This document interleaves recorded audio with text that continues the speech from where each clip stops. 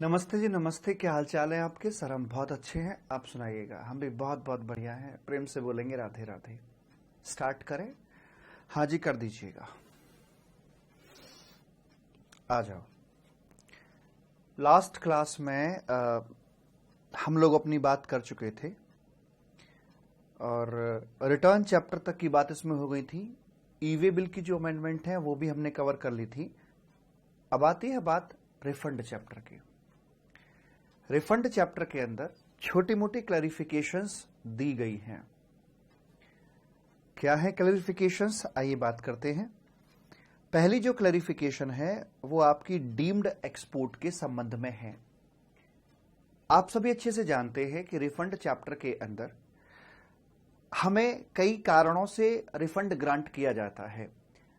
या तो हम अपना गुड्स इंडिया के बाहर एक्सपोर्ट कर रहे होते हैं तो हमें रिफंड मिलता है, या फिर हम SEZ को सप्लाई कर रहे होते हैं तो हमें रिफंड दिया जाता है, या फिर हम डीम्ड एक्सपोर्ट की बात कर रहे होते हैं तो रिफंड दिया जाता है, या फिर कोई एक्सेस अमाउंट पे कर दिया हो, या प्रोविजनल टू फाइनलाइजेशन की बात रही हो, या ई कैश लेजर से एक्सेस अमाउंट का रिफंड हो।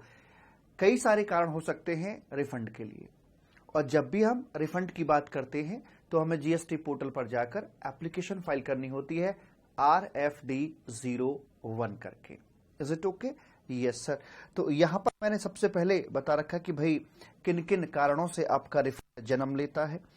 फिर यहां पर एक मास्टर डायग्राम है, बस आपके लिए दे दिया मैंने कि अगर आपको जरूरत हो तो आप इसे एक बार फिर से देख सकते हैं। हालांकि इस डायग्राम के अंदर कोई अमेंडमेंट नहीं है आपकी। उसके बाद फिर यहां पर मैंने बता रखा है कि किस प्रकार से ये चैप्टर मैंने बहुत ही शानदार तरीके से ड्राफ्ट करके आपको करवाया था, क्योंकि अक्सर ये देखने में आता था कि रिफंड चैप्टर से बच्चा परेशान हो जाता है। तो अगर आप परेशान होते थे तो उसके लिए मैंने एक्स्ट्रा एफर्ट डालकर इस चैप्टर को सिंपलेस्ट चैप्टर आपके लिए बनाकर रख दिया है। तो एक एक चीज को बारीकी से मैंने खोल के रखा हुआ है यहां पर आकर। ठीक है जी। तो ये सारी तो अपनी पुरानी ही बातें हैं, मैंने डायग्राम के माध्यम से आपको बताया है। फिलहाल मैं आपसे बात करता हूं डीम्ड एक्सपोर्ट को लेकर, जहां पर आपकी अमेंडमेंट आई हुई है। ठीक है जी। तो ये है बेसिकली आपका जो अमेंडमेंट वाला सर्कुलर है, यहां पर बात करी जाएगी उसकी मालिक। एंड उसके बाद में फिर ये इसका एक और पार्ट निकल कर आ जाता है। तो दो अमेंडमेंट्स की यहां पर, अमेंडमेंट क्या बेसिकली क्लैरिफिकेशंस हैं दो मुद्दे। तो संपूर्ण सार है, जो निष्कर्ष है, जो एनालिसिस है, वो मैंने यहां आपके लिए करके दिया है। आज लास्ट क्लास है ये आपकी अमेंडमेंट की, छोटी क्लास होगी। और जितने भी नोटिंग्स हमने इन क्लासेस में की हैं वो सारी की सारी नोटिंग मैं अपनी वेबसाइट crajkumar.com पर फ्री रिसोर्स में अपलोड कर दूंगा। आप वहां से उसे डाउनलोड कर सकते हैं। तो जैसा कि हम आपसे बात कर रहे थे कि भाई कई सारे कारण होते हैं रिफंड के, उनमें से एक कारण होता है डीम्ड एक्सपोर्ट का भी। डीम्ड एक्सपोर्ट कहते किसे हैं? जब हम किसी 100% EOU को माल सप्लाई करते हैं, या फिर हम एक ऐसे व्यक्ति को माल सप्लाई करते हैं जो कि ऑथोराइज्ड लाइक AAS स्कीम जो फॉरेन ट्रेड पॉलिसी के अंदर आती है उसको लेके बैठा हुआ है, या EPCG स्कीम को लेके बैठा हुआ है, तो ऐसे व्यक्तियों को सप्लाई करना कहा जाता है डीम्ड एक्सपोर्ट। अब डीम्ड एक्सपोर्ट में रिफंड की प्रक्रिया कैसे होगी उस बात को जरा समझते हैं। उसके अंदर बताया जाता है मालिक कि यहां से आप पहले अपनी सप्लाई कर रहे हैं, मान लीजिए 10,000 रुपए की सप्लाई हो रही है। ध्यान दीजिएगा, डीम्ड एक्सपोर्ट के केस में ऑलवेज ट्रांजैक्शन पे GST चार्ज किया जाएगा। जब मैं जीरो रेटेड की बात करके चलता हूं तो वहां दो ऑप्शंस आ जाते हैं कि हम चार्ज कर भी सकते हैं और नहीं भी कर सकते। बट जब मैं डीम्ड एक्सपोर्ट की बात करता हूं तो वहां पर GST मुझे ऑलवेज चार्ज करना ही पड़ेगा। उसके बाद में फिर इसका बेनिफिट, क्योंकि deemed export is equivalent to like मेरा एक्सपोर्ट की भांति ही होगा ये भी, तो यहां पर वो बेनिफिट कैसे दिया जाएगा तो उसके बारे में सुनिए। तो बोलते हैं कि रेसिपिएंट भैया एक काम करो, आप अपनी किताबों में इस 180 रुपए का ITC बुक कर सकते हैं। आप ITC बुक कर लोगे, आपकी कॉस्ट का पार्ट नहीं बनेगा, बात यहीं पर खत्म हो जाएगी। या फिर अगर मान लीजिए रेसिपिएंट जी आपकी कोई आउटपुट GST लायबिलिटी नहीं बनती है, तो फिर आप ITC का करोगे क्या? तो वैसे हालात के अंदर आप यहां पर इसका रिफंड क्लेम कर सकते हैं। तो दोनों ऑप्शंस यहां दे दिए जाते हैं कि आप इनमें से कोई एक चूज कर सकते हैं। एक छोटी सी बात मैं आपसे बताना चाहता हूं और पूछना भी चाहता हूं, अगर मान लीजिए ये अपनी किताबों में आईटीसी बुक करता है तो एंट्री पास करेगा कुछ ऐसे करके कि परचेज अकाउंट डेबिट, ध्यान से देखिएगा, परचेज अकाउंट को डेबिट करेगा और आईटीसी को भी वो अपना डेबिट करके चलेगा यहां पर, और टू बैंक जो भी इस प्रकार से एंट्री पास कर देगा। अगर ये आईटीसी क्लेम कर रहा है तो आईटीसी क्लेम ना करके रिफंड क्लेम कर रहा है तो आईटीसी की जगह पर आ जाएगा आपका रिफंड रिसीवेबल। अब दोनों हाथों में तो लड्डू नहीं ले सकता ना कि आईटीसी भी क्लेम करके बैठ जाए और रिफंड भी क्लेम कर ले, डबल बेनिफिट नहीं ले सकता। ईदर टू क्लेम आईटीसी और टू क्लेम रिफंड डायरेक्टली, और एंट्री आप किस प्रकार से करवा दी जाएंगे। एक और बात कि अगर रेसिपिएंट जी आप चाहते हो कि आपको नहीं चाहिए, आप नहीं लेना चाहते भाई बेनिफिट, कि भाई सप्लायर भैया तू ही कर लियो जो करना है और मैं कोई यहां पर बेनिफिट क्लेम नहीं कर रहा हूं। अगर रेसिपिएंट आदमी सप्लायर को ऑथराइज कर देता है तो फिर सप्लायर व्यक्ति यहां पर रिफंड क्लेम कर पाएगा, सब्जेक्ट टू द कंडीशन कि रेसिपिएंट ने कोई बेनिफिट ना लिया हो, neither to book ITC nor to claim refund by the recipient. तो फिर वहां पर जो रिफंड है बेसिकली वो दे दी जाएगा यहां पर सप्लायर को। अब जो अमेंडमेंट की हम बात कर रहे हैं, अमेंडमेंट क्या बेसिकली क्लैरिफिकेशन है, जिसकी बात हम यहां पे कर रहे हैं वो इस साइड में है कि जब रेसिपिएंट इसका बेनिफिट लेकर चल रहा होता है। यहां तक एक बात तो क्लियर हो गई है कि या तो रेसिपिएंट आदमी इस 180 रुपए के जीएसटी का जो लग के आया था या तो आईटीसी बुक करेगा या फिर वो बुक करके चलेगा आईटीसी या फिर रिफंड क्लेम करके चलेगा। तो ये चल दिया भैया अपना रिफंड क्लेम करने के लिए चल दिया, और एंट्री क्या पास कर रखी होगी, ये एंट्री पास कर रखी थी कि भाई purchase account debit, refund receivable debit to bank. Refund claim करना तो रिफंड को यहां करके चलेगा, आईटीसी का यहां पर नामो निशान नहीं आएगा। इसके बाद ये चलता है भाई अपना जीएसटी के पोर्टल पे चला कि चलो भाई मैं रिफंड अपना एप्लीकेशन इसमें डालता हूं। तो gst.gov पर जब ये पहुंचा मालिक तो इसे कुछ हैरान कर देने वाले तथ्य वहां पर देखने के लिए मिले। यहां पर आए और यहां पर आकर इन्होंने ये डाला अपना, और ये हो गया जी 575771 और 98 करके ये कैप्चा फिल किया। क्या है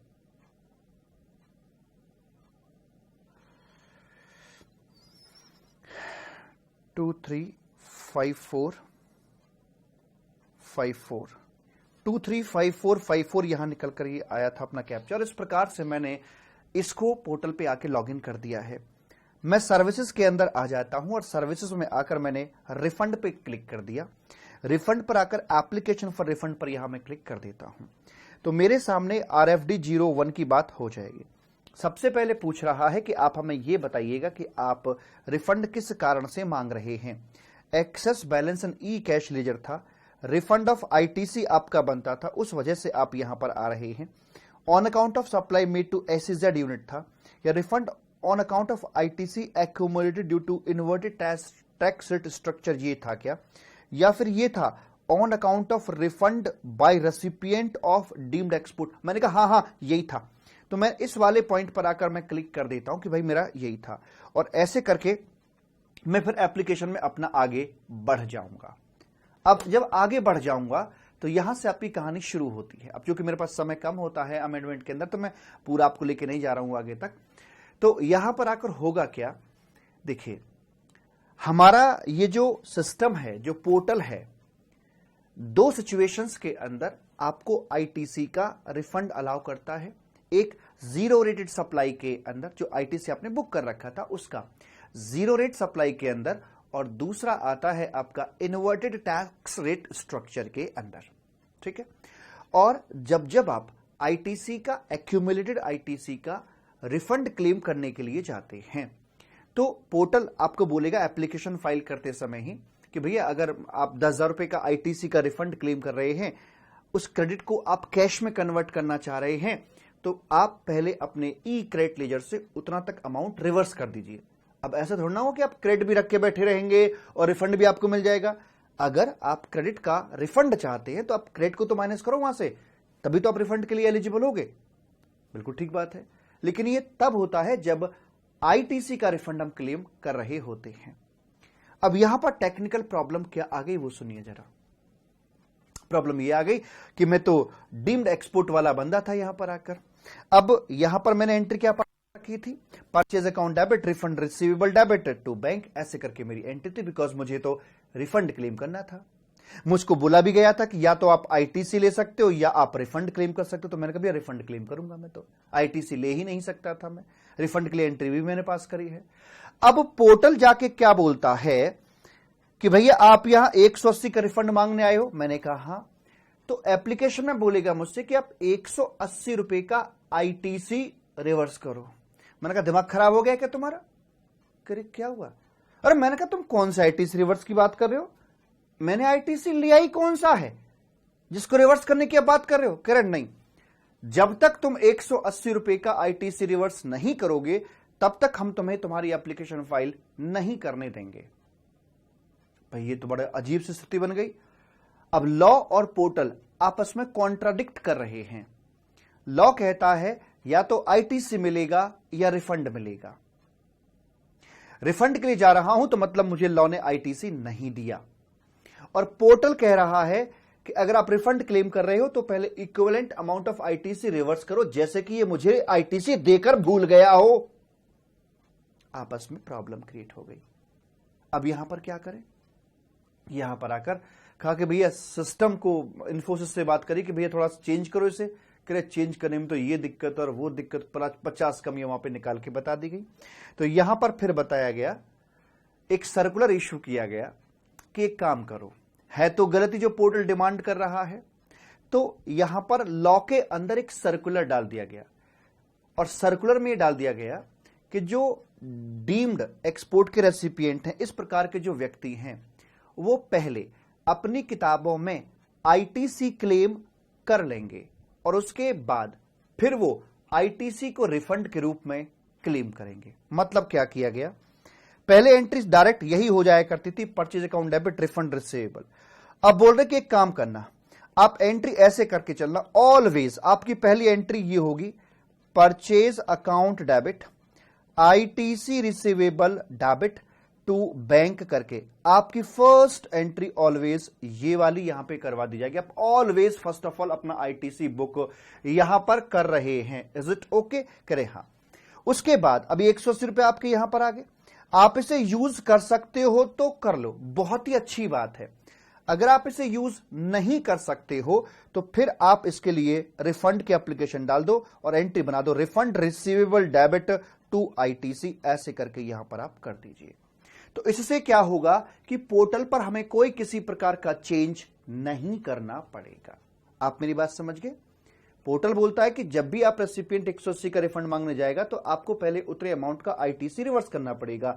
तो इसके लिए, इस गलती पर पर्दा डालने के लिए एक चादर लेके आया बोर्ड। मतलब देखो क्या अजीब सी चादर लेकर आया है कि भैया एक काम करना, आप रिफंड डायरेक्ट क्लेम मत करना, पहले आईटीसी बुक कर लेना और फिर आईटीसी का रिफंड क्लेम करना आप जाके।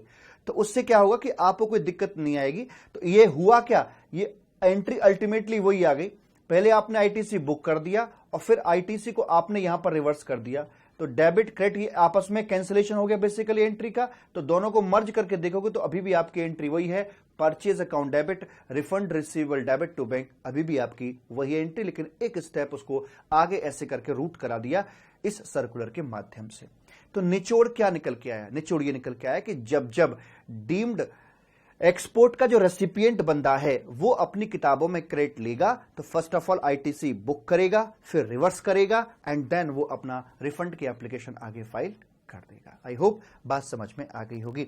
हाँ बोलो हाँ। सारी बात बाबू मैंने यहां पर आपके लिखी हुई है कि रेसिपिएंट रिफंड क्लेम करना चाहता था, एप्लीकेशन फाइल कर दी पोर्टल पर जाकर, लेकिन पोर्टल दिक्कत कर रहा था कि भाई ये क्या समस्या है, हम आपको अलाउ नहीं करके देंगे।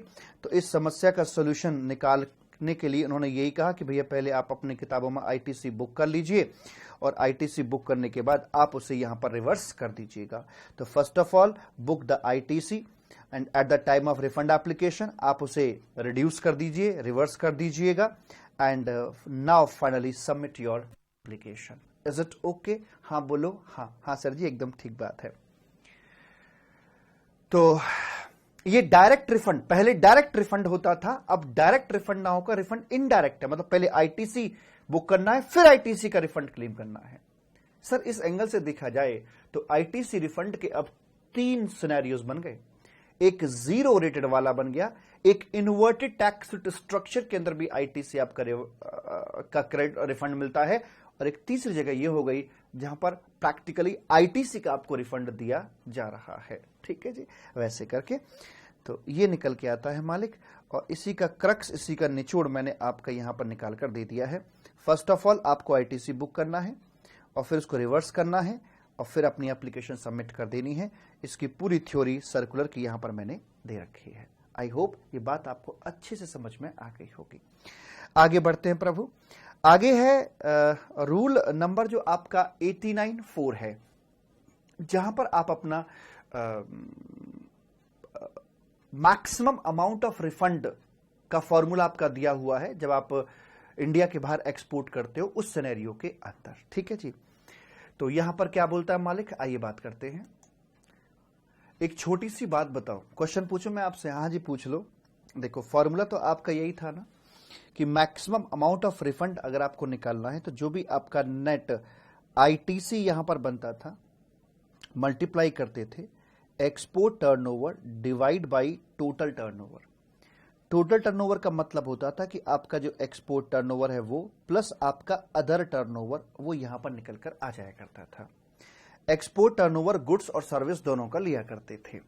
मान लेते हैं कि यहां पर हम गुड्स की बात अपनी कर रहे हैं, तो गुड्स के केस में एक फॉर्मूला आपका काम किया करता था। मान लो जो वैल्यू ऑफ आप एक्सपोर्ट गुड्स अपनी बता रहे हैं वो है लाइक यहां पर 1000 रुपीज की। ठीक है, और इस गुड्स का जो डोमेस्टिक प्राइस है, जो वैल्यू है वो है 600 रुपीज की। लोग ज्यादा वैल्यू बताते हैं क्योंकि आपकी जो एक्सपोर्ट के इंसेंटिव्स होते हैं वो आपकी इस वैल्यू पर ही कैलकुलेट किए जाते हैं, इसलिए हर कोई चाहता है कि वो एफओबी वैल्यू को ज्यादा से ज्यादा बताए। लेकिन सरकार ने इसकी यहां पर कैपिंग कर दी और कहा कि इसकी जो डोमेस्टिक वैल्यू है उसका 1.5 टाइम्स हम करके देखेंगे, और इन दोनों वैल्यूज में से जौन सी भी वैल्यू आपकी कम आ रही होगी, लोअर आ रही होगी, उसको यहां पर एक्सपोर्ट की वैल्यू पकड़ा जाएगा और उसके हिसाब से आपके तमाम प्रकार के एक्सपोर्ट के बेनिफिट कैलकुलेट किए जाएंगे। तो यहां पर ये आ जाता है एक्सपोर्ट टर्नओवर में 900 निकल कर आ जाता है। ठीक है, मान लेते कि भाई आपका जो अदर टर्नओवर बनता है, अदर टर्नओवर आपका बनता है कुल मिलाकर वो 1100 रुपए का टोटल बनता है अदर टर्नओवर। तो मुझे बताइए 900 तो ऊपर आ गया, अब आपको नीचे लिखना है टोटल टर्नओवर। टोटल टर्नओवर में आते हैं आपके अदर टर्नओवर प्लस आपका एक्सपोर्ट टर्नओवर, ये आ जाता है। अदर टर्नओवर में आपका 1100 बता रखा है। अब एक्सपोर्ट टर्नओवर यहां पर कितना लिखा जाएगा, ये जो आपकी वैल्यू थी इसकी एक्चुअल 1000 रुपए की ये वैल्यू लिखी जाएगी, या जो आपकी वैल्यू ऊपर आ रखी है जो भी सिलेक्ट होकर आई है 900 रुपए वो आएगी। भाई साहब अगर मैं किसी भी चीज का, मान लो इसकी वैल्यू x है और ये न्यूमरेटर के अंदर अगर मैं इसकी वैल्यू x लेके चल रहा हूं तो क्या डिनोमिनेटर के अंदर उसी चीज की वैल्यू को मैं चेंज कर सकता हूं? ये तो मैथमेटिक्स का सिद्धांत आप अच्छे से जानते हैं। अगर मैंने एक्सपोर्ट गुड्स की वैल्यू ऊपर यहां एक्सपोर्ट टर्नओवर में 900 रुपए ली है, न्यूमरेटर में 900 रुपए लेके चल रहा हूं, तो डिनोमिनेटर के अंदर क्या मैं एक्सपोर्ट टर्नओवर की वैल्यू को चेंज कर दूंगा? The answer is no. यहां पर भी मुझे 900 ही रखनी पड़ेगी। तो बस इसी बात की क्लैरिफिकेशन यहां पर आई है। अच्छा, ये प्रश्न आपने जब मैं क्लास पढ़ा रहा था तब भी पूछा था, इवन पिछले बैच में भी पूछा था, और तब भी हमने सोल्यूशन अपना यही किया था कि भैया न्यूमरेटर और डिनोमिनेटर के अंदर एक ही चीज की वैल्यू अगर निकाल लेनी पड़ रही है तो वो सेम वैल्यू यहां पर आनी चाहिए। ऐसा नहीं कर सकते कि यहां पर एक्सपोर्ट का मतलब 900 ले लें और यहां पर एक्सपोर्ट का मतलब 1000 रुपए ले लें, ऐसा नहीं हो सकता है। तो इसी बात की क्लैरिफिकेशन है कि जो यहां है वही वैल्यू आपके नीचे भी आएगी। That's it my dear. तो यहां बोलते थे export turnover of goods, crux जो निकल के आया है पूरी अमेंडमेंट का वो ये एक्सपोर्ट वैल्यू और 1.5 times of domestic value which ever is lower, वो यहां पर ली जाती थी अपनी और मल्टीप्लाइड बाय नेट आईटीसी। तो अब ये जो है आपका adjusted total turnover plus other turnover, तो यहां पर एक्सपोर्ट टर्नओवर के अंदर इसमें भी यही अपनी वैल्यू हम लेके चलेंगे जो फॉर्मूला हमने ऊपर लगा रखा था। आई होप ये बात आपको समझ में आ गई होगी। ये आपका यहां पर सर्कुलर दिया हुआ है, सर्कुलर के अंदर सारी बात दे रखी है। एंड मोरओवर मैं आपको इसमें बता दूं मालिक, एक छोटा सा इलस्ट्रेशन भी इन्होंने यहां पर करके दिखाया है जिस बात को समझाने के लिए जो मैं आपको यहां पर समझा रहा था कि जैसे लोकल वैल्यू है, लोकल वैल्यू क्वांटिटी है 5, लोकल में 200 की यहां पर आकर निकल रही है, 5 यूनिट थी, 1000 रुपए का प्राइस बन जाता है आपकी डोमेस्टिक सप्लाई जब आप उसकी करके चलते हो। तो एक्सपोर्ट की जब यहां पर बात करी जाती है तो वही आपकी 5 यूनिट एक्सपोर्ट भी आप करके चलते हो, और उतना ही एक्सपोर्ट करता है, मतलब 5 यूनिट जो है वो एक्सपोर्ट करता है और 5 यूनिट डोमेस्टिकली सेल करता है, वैसे के वैसे ही।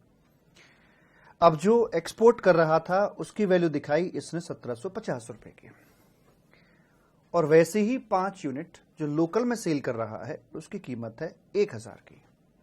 तो सबसे पहले मुझे बताइए, export turnover divide by total turnover का जो आपका फॉर्मूला है, तो उसमें एक्सपोर्ट टर्नओवर कितना लिया जाएगा।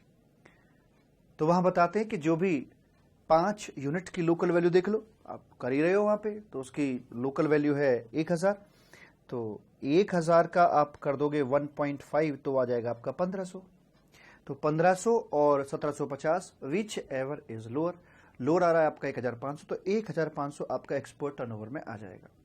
डिवाइड बाई आपका टोटल टर्नओवर, टोटल टर्नओवर में आपकी दो चीजें आती हैं, export turnover plus other turnover.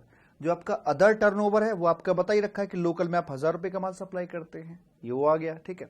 और जो एक्सपोर्ट टर्नओवर की वैल्यू आनी है वो कितनी आएगी, 1750 आएगी या फिर आपकी ये 1500 आएगी। तो जितना आपने लिखा है यहां पर न्यूमरेटर उतना ही आपका डिनोमिनेटर यहां पर निकल के आएगा, उसको हम यहां पर चेंज नहीं कर सकते कि एक्सपोर्ट टर्नओवर की वैल्यू ऊपर कुछ और ली जाए और नीचे कुछ और ली जाए, ऐसा संभव नहीं होता है, ठीक है। मैथमेटिकली चीजें बिगड़ जाती हैं वहां पर आकर, तो बस उसी बात की क्लैरिफिकेशन आपकी यहां पर रखी गई है। तो पूरी बात इलस्ट्रेशन के साथ यहां पर आपकी बताई गई है। आई होप बात समझ में आ गई होगी, ठीक है। तो रिफंड चैप्टर के अंदर हमारे छोटी छोटी ये दो बात मालिक होनी थी, ये बात हुई यहां पर आकर कंप्लीट, एंड उसके बाद अब हम बढ़ जाते हैं आगे की तरफ। आगे ये प्रोसीडिंग्स की जो वायरिंग होती है उसका मैंने स्ट्रक्चर आपको बना के दिया है। हालांकि ये आपकी जनरल नॉलेज के लिए है कि आपको मैं बार बार याद दिलाना चाहता हूं कि जो एडमिनिस्ट्रेशन पार्ट है जीएसटी के अंदर उसका स्ट्रक्चर कैसा है, उसकी वायरिंग किस तरह से है, कौन से तार कहां पर जाकर भिड़ते हैं, ये हमें अच्छे से पता होता है, तो हम बड़े कंफर्ट के साथ में चीजों को समझ पाते हैं। तो जैसे मान लीजिए शुरुआत कहां से होती है भाई, टेबल का इस पार और टेबल के उस पार अधिकारी बैठे हुए होते हैं, यहां पर हम अपने टैक्स पेयर या प्रोफेशनल्स बैठे हुए हैं। तो अधिकारी सबसे पहले क्या चेक करता है कि टैक्स पेयर ने अपनी रिटर्न दाखिल करी है या नहीं करी है। मतलब मैंने अधिकारियों से खूब लंबी चौड़ी बात कर रखी, मतलब अच्छी खासी बातें कर रखी हैं, बहुत बढ़िया तरीके से, बहुत एक अच्छे एटमॉस्फेयर के अंदर। वो कह रहा है कि हम सबसे पहले तो यही चेक करते हैं ना कि रिटर्न आई है कि नहीं आई है, आई है तो अकॉर्डिंगली बात करेंगे, नहीं आई है तो उसके अकॉर्डिंग बात करेंगे। अगर आई हुई है तो हम अपने सिस्टम के अंदर रन कराते हैं बीफा नाम के सॉफ्टवेयर पर, जो कि इनका मुख्य सॉफ्टवेयर है। वहां से जो भी सॉफ्टवेयर इंडिकेट करता है उन रिटर्न की हम स्क्रूटनी कर लेते हैं। स्क्रूटनी करने के बाद में फिर उस पर अपना हम एक्शन लेकर चलते हैं। एक्शन में सेक्शन 65 का ऑडिट हो सकता है, सेक्शन 66 का स्पेशल ऑडिट हो सकता है, ये सेक्शन 67 के अंदर audit like inspection, search and seizure जैसी एक्टिविटीज वहां पर करवाई जा सकती हैं। और इनके बाद में शोकॉज नोटिस या डिमांड ऑर्डर जैसी बातें हो सकती हैं, या डायरेक्टली भी रिटर्न की स्क्रूटनी होने के बाद शोकॉज नोटिस डाला जा सकता है। जहां पर रिटर्न सबमिट नहीं होती है वहां पर आप रिटर्न भी नहीं दे रहे हो, बार बार रिमाइंडर्स आपको दिए, नोटिस दिया, आपने फिर भी रिटर्न सबमिट नहीं कर रखी है, तो फिर वहां पर एक तरफा प्यार कर दिया जाता है, एक्स पार्टी असेसमेंट कर दिया जाता है। एक्स पार्टी के अंदर जो नॉन फाइलर हैं उनका बेस्ट जजमेंट हो गया, जो नॉन रजिस्ट्रेंट होते हैं उनका बेस्ट जजमेंट हो गया, और एक होता है आपका समरी असेसमेंट होता है। समरी असेसमेंट में दो बातें हैं। अब समरी असेसमेंट का मतलब हो गया कि फटाफट से जल्दी जल्दी कर देना। अब जल्दबाजी में काम गलत भी हो सकता है। अगर गलत हो गया है और ये गलती को कम्युनिकेट चाहे तो मैं बता सकता हूं या जिसने करी है वो बता सकते हैं ये गलती हो गई है। गलती हो गई है तो आप अपने उस समरी असेसमेंट के ऑर्डर को विड्रॉ कर लीजिए और फॉर्मल रूट से शो कॉज नोटिस और डिमांड ऑर्डर के थ्रू आप अपनी बात यहां पर आकर कर सकते हैं, ठीक है। और अगर समरी ऑर्डर ठीक है तो बहुत अच्छी बात है, फिर तो कोई दिक्कत वाली बात है ही नहीं मालिक। और उसके बाद में हम जानते हैं कि जो सेक्शन 73 और सेक्शन 74 है, ये आपके 5 कारणों से यहां पर इनका जन्म होता है। 5 कारणों में ये आ सकता है। कौन कौन से? टैक्स का शॉर्ट पेमेंट, नॉन पेमेंट, या फिर एरनियस रिफंड, आईटीसी का आपका रॉन्गली क्लेम करना या रॉन्गली यूटिलाइज, इन कारणों से आपका शो कॉज नोटिस आ जाता है और फिर बोनाफाइड या मेलाफाइड जैसा सामने वाला व्यक्ति होता है उसके मुताबिक यहां पर नोटिस इश्यू कर दिया जाता है। आपसे क्वेश्चन मैं पूछूं, बताइए शो कॉज नोटिस और डिमांड ऑर्डर की जो बातें होती हैं ये कब कब हो सकती हैं, मतलब कितने रूट से यहां पर हम आ सकते हैं? Sir 1 root, 2 root, 3 root, 4 root और ये हो गया 5 रूट से शो कॉज नोटिस की तरफ खिंचाव आ सकता है। और शो कॉज नोटिस आने की जो परिस्थितियां होती हैं वो भी आपकी 5 ही यहां पर होती हैं। तो इस प्रकार से ये वायरिंग यहां पर आकर काम करती है। मेडिकल फील्ड से अगर मैं कंपेयर करूं तो स्क्रूटनी करना मतलब नब्ज पकड़ के देखना है, ऑडिट करना मतलब एक्सरे करके देखना है, स्पेशल ऑडिट मतलब एमआरआई की तरह हो गया जो डिटेल्ड में बताती है किसी पर्टिकुलर पॉइंट को जूम इन करके। जो ये इंस्पेक्शन है यह आपके जैसे ऑपरेशन से पहले पेशेंट का टेस्ट किया जाता है, ये उस भांति होता है। और जो आपका सर्च एंड सीजर है ये एक प्रकार से किसी व्यक्ति की बॉडी को ऑपरेट करने जैसा होता है। शो कॉज नोटिस और डिमांड ऑर्डर ये है आपका देसी इलाज, थोड़ा लंबा चलेगा लेकिन जड़ से समस्या को ठीक करेगा। और जो ये इधर वाली बात करते हैं बेस्ट जजमेंट, जहां पर एक तरफा बात होती है, ऐसे हालात तब बनते हैं जब रोगी डॉक्टर के पास जाने से मना कर देता है। जैसे रोगी को बिना बताए शराब छुड़ाएं, मतलब घर बैठे ही इलाज की सुविधा वहां पर दे दी जाती है, तो उसे बोलते हैं यहां पर आकर बेस्ट जजमेंट। ठीक सर जी, तो एक छोटी सी बैकग्राउंड मैंने आपके सामने रखी हुई है। तो इसके अंदर आकर अब हम बात करते हैं मालिक। इसमें कोई अमेंडमेंट नहीं थी, मैंने बस आपको ये बताया कि एक बार आपको रिकॉल करा दूं कि किस प्रकार से एडमिनिस्ट्रेशन तंत्र यहां पर काम करके चलता है। तो ये है हमारे ज्वाइंट कमिश्नर जिनसे हमने अच्छी खासी वार्तालाप कर रखी है, ज्वाइंट कमिश्नर श्री नरेंद्र यादव जी। ठीक है, बहुत बहुत धन्यवाद है इनका। इनको हमने लाइव क्लास के अंदर रेगुलर बैच के अंदर बुलाया था और वहां पर खूब सारी बातें घंटों घंटों बता रखी हैं। एक इंस्ट्रक्शन आई, एक सर्कुलर आया हुआ है बेसिकली डिपार्टमेंट के अधिकारियों के लिए, लेकिन ये सर्कुलर तो सिर्फ नाम के लिए है। इस सर्कुलर में लिखी हुई तमाम बातें हम पहले ही बात कर चुके थे अपने ज्वाइंट कमिश्नर साहब से। हमने उनसे पूछा, जैसे होता है ना आपके भाई कोई जान पहचान वाले पुलिस में होंगे या फौज में होंगे, तो वो आप बताते कि हमारे ये ऑपरेशंस रहे, हमने बदमाशों को यहां दबिश दी, वहां पकड़ा, ऐसे पकड़ा, वैसे पकड़ा। तो ऐसे ही हमने अच्छी खासी बातचीत करी। ज्वाइंट कमिश्नर साहब श्री नरेंद्र यादव जी ये सर्च एंड सीजर स्पेशलिस्ट हैं। तो हम इनसे बड़े बेसिक से क्वेश्चंस पूछे, इनसे हमने बेसिक से लेकर एडवांस तक के क्वेश्चन पूछे। सबसे पहला प्रश्न हमें क्या, ये बताओ तुम्हें पता कैसे लगता है किसके यहाँ रेड डालनी है? अचानक से तुम पहुंच जाते हो, उसको पता तक नहीं होता है, तुम्हें कैसे पता लगता है? आप होमवर्क कैसे करते हो? तो उन्होंने बताया कि देखो सर, एक तो हमारा वो बीफा, कह रहा हमारे पास जो सबसे बड़ा टूल है वो बीफा है। जो बीफा नाम का सॉफ्टवेयर है वहां से हमें पता लगता है कि कुछ इरेगुलरिटीज चल रही हैं और उसमें फिर हम अपना कॉमन सेंस लगाते हैं कि उसमें गंभीरता कितनी, हालांकि गंभीरता का लेवल वो दिखा देता है कि रेड है कि ग्रे है कि येलो है। फिर उसमें हम वैल्यू देखते हैं, वैल्यू कितनी इन्वॉल्व है। वो सारी चीजें चेक करने के बाद फिर हम अपना एक्शन डिसाइड करते हैं सर कि हमको करना क्या है। छोटा मोटा मामला है तो हम ये कर देते हैं सेक्शन 65 में, थोड़ा इस तरह का मामला है तो एमआरआई कर देते हैं, गंभीर मामला है तो हम ये करके चलते हैं। पता कि कोई भागने वाला नहीं आराम से, तो ये भी कर सकते हैं। तो डिपेंड करता है कि केस की गंभीरता कैसी है, उसके हिसाब से हम रेड किसी व्यक्ति के यहाँ प्लान करते हैं। दूसरा, ऐसे नहीं किसी व्यक्ति का ऑपरेशन डायरेक्ट बॉडी को ऑपरेट कर दिया जाए, पहले इंस्पेक्शंस होते हैं कि क्या उसकी बॉडी ऑपरेशन झेलने के लिए तैयार है भी या नहीं भी।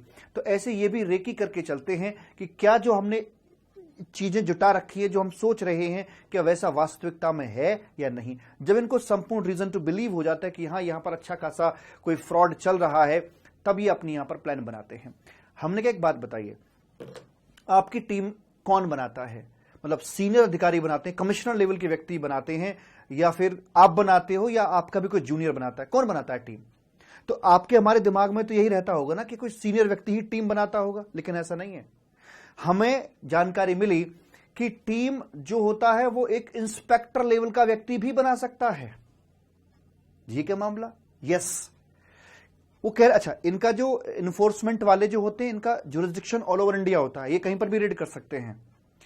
तो बोले हमें अगर किसी पर्टिकुलर टेरिटरी में जाना है तो वहां के लोकल के बारे में जानकारी रखने वाला हमारे डिपार्टमेंट में व्यक्ति कौन है, हम उसको पकड़ते हैं कि वहां की हिस्ट्री क्या है, उस एरिया की ज्योग्राफी क्या है, जिस फील्ड में वो टैक्स पेयर काम कर रहा है उस फील्ड की समझ रखने वाला व्यक्ति हमारे पास कौन है, कि वहां अगर रेत डालने, केमिकल फैक्ट्री है, वहां रेत डालने के लिए जा रहे हैं, तो कौन कौन से व्यक्ति उपयुक्त होंगे, कौन कौन से अधिकारी उपयुक्त होंगे, ये सब वहां जो व्यक्ति वो डिसाइड करता है। डिपार्टमेंट के अंदर जो सीनियर या जूनियर किसी भी रैंक का अधिकारी वहां पर हो सकता है। पहली बात तो ये,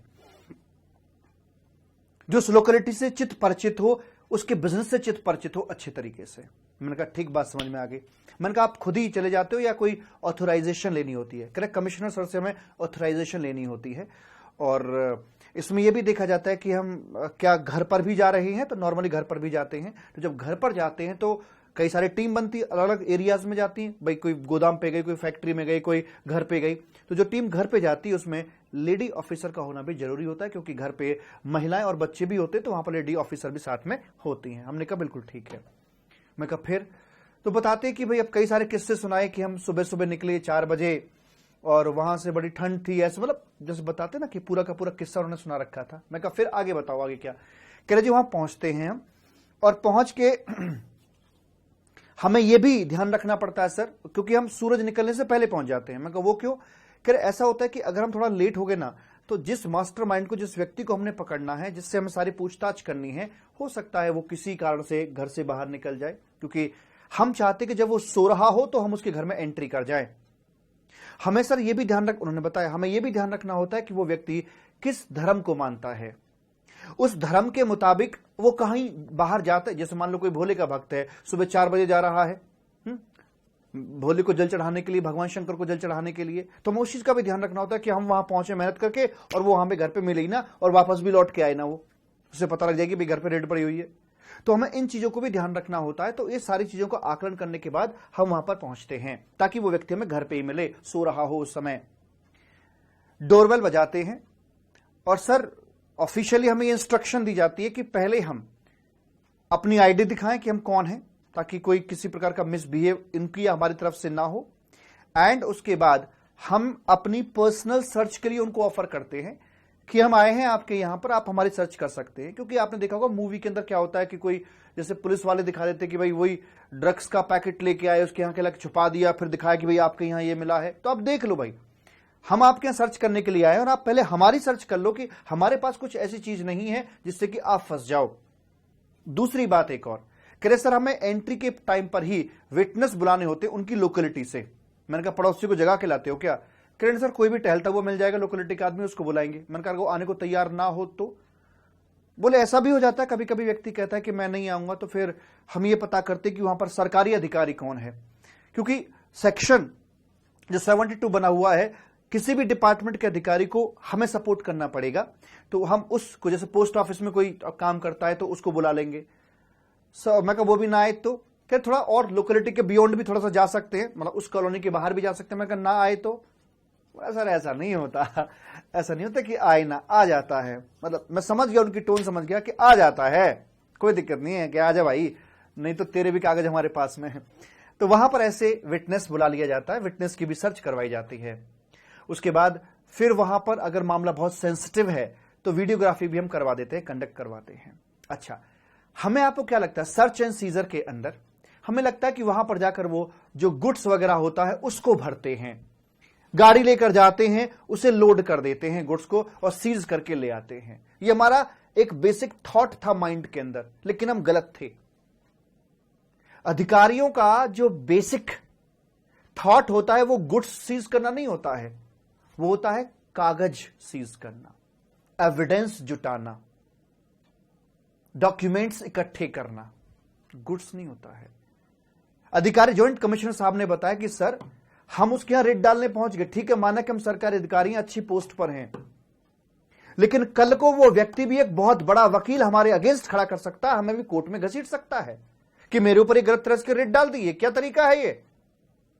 तो इसलिए हम जो कर रहे हैं हम वो बिल्कुल सही कर रहे हैं, इसलिए हमारा सारा कंट्रोल कागजों के ऊपर होता है। गुड्स तो बाद में भी आता रहेगा सर, गुड्स की चिंता नहीं होती हमें। और वैसे ही मान लो अगर गोदाम है किसी का, हम गोदाम में गए थे इक्के में, भाई साहब 1 किलोमीटर बड़ा के अंदर में गोदाम भरा हुआ था, बताओ कितने हजारों ट्रक लगाओगे क्या सामान को ढोने के लिए? तो ऐसी स्थिति में हम गोदाम को ही सील कर देते हैं, वहीं पर ऑर्डर पास कर देते हैं कि भाई गुड्स प्रैक्टिकली सीज करके नहीं ले जा सकते अपने साथ में, तो उसको वहीं पर सीज कर दिया जाता है। तो बेसिकली हम जाते हैं कागज लेने के लिए। मैं एक बात बताओ, ऐसे पहुंच जाते हो आप, गनवन भी लेके जाते हो, करे कभी कभी वो भी लेकर जाते हैं, डिपेंड करता है कि हम किस एरिया में जा रहे हैं। पुलिस प्रोटेक्शन भी लेकर जाते हैं, डिपेंड करता है कि किस एरिया में जा रहे हैं। एक बार का किस्सा भी बताया था कि एक बार हम गए थे, गोदाम में गए थे, वहां जो मालिक था वो कुत्ते के साथ ही सोता था, उसका शौक था यही, तो उसको हम कंबल के साथ ही, उसको सर्दियों का समय था, कंबल के साथ ही उठा लाए और गाड़ी में बदबू हो गई, हमारा जो ऑफिस था वहां पर भी बदबू हो गई, सैनिटाइज कराना पड़ा, 2 दिन में जाके हालत ठीक हुई हमारी भी। खैर, तो वहां पे सारी चीजें वो हो जाती हैं, सीज कर। मैं कहा खाना कौन खिलाता आपको, जिसके यहाँ रेड पड़ रही वो खाना खिलाते हैं क्या आपको?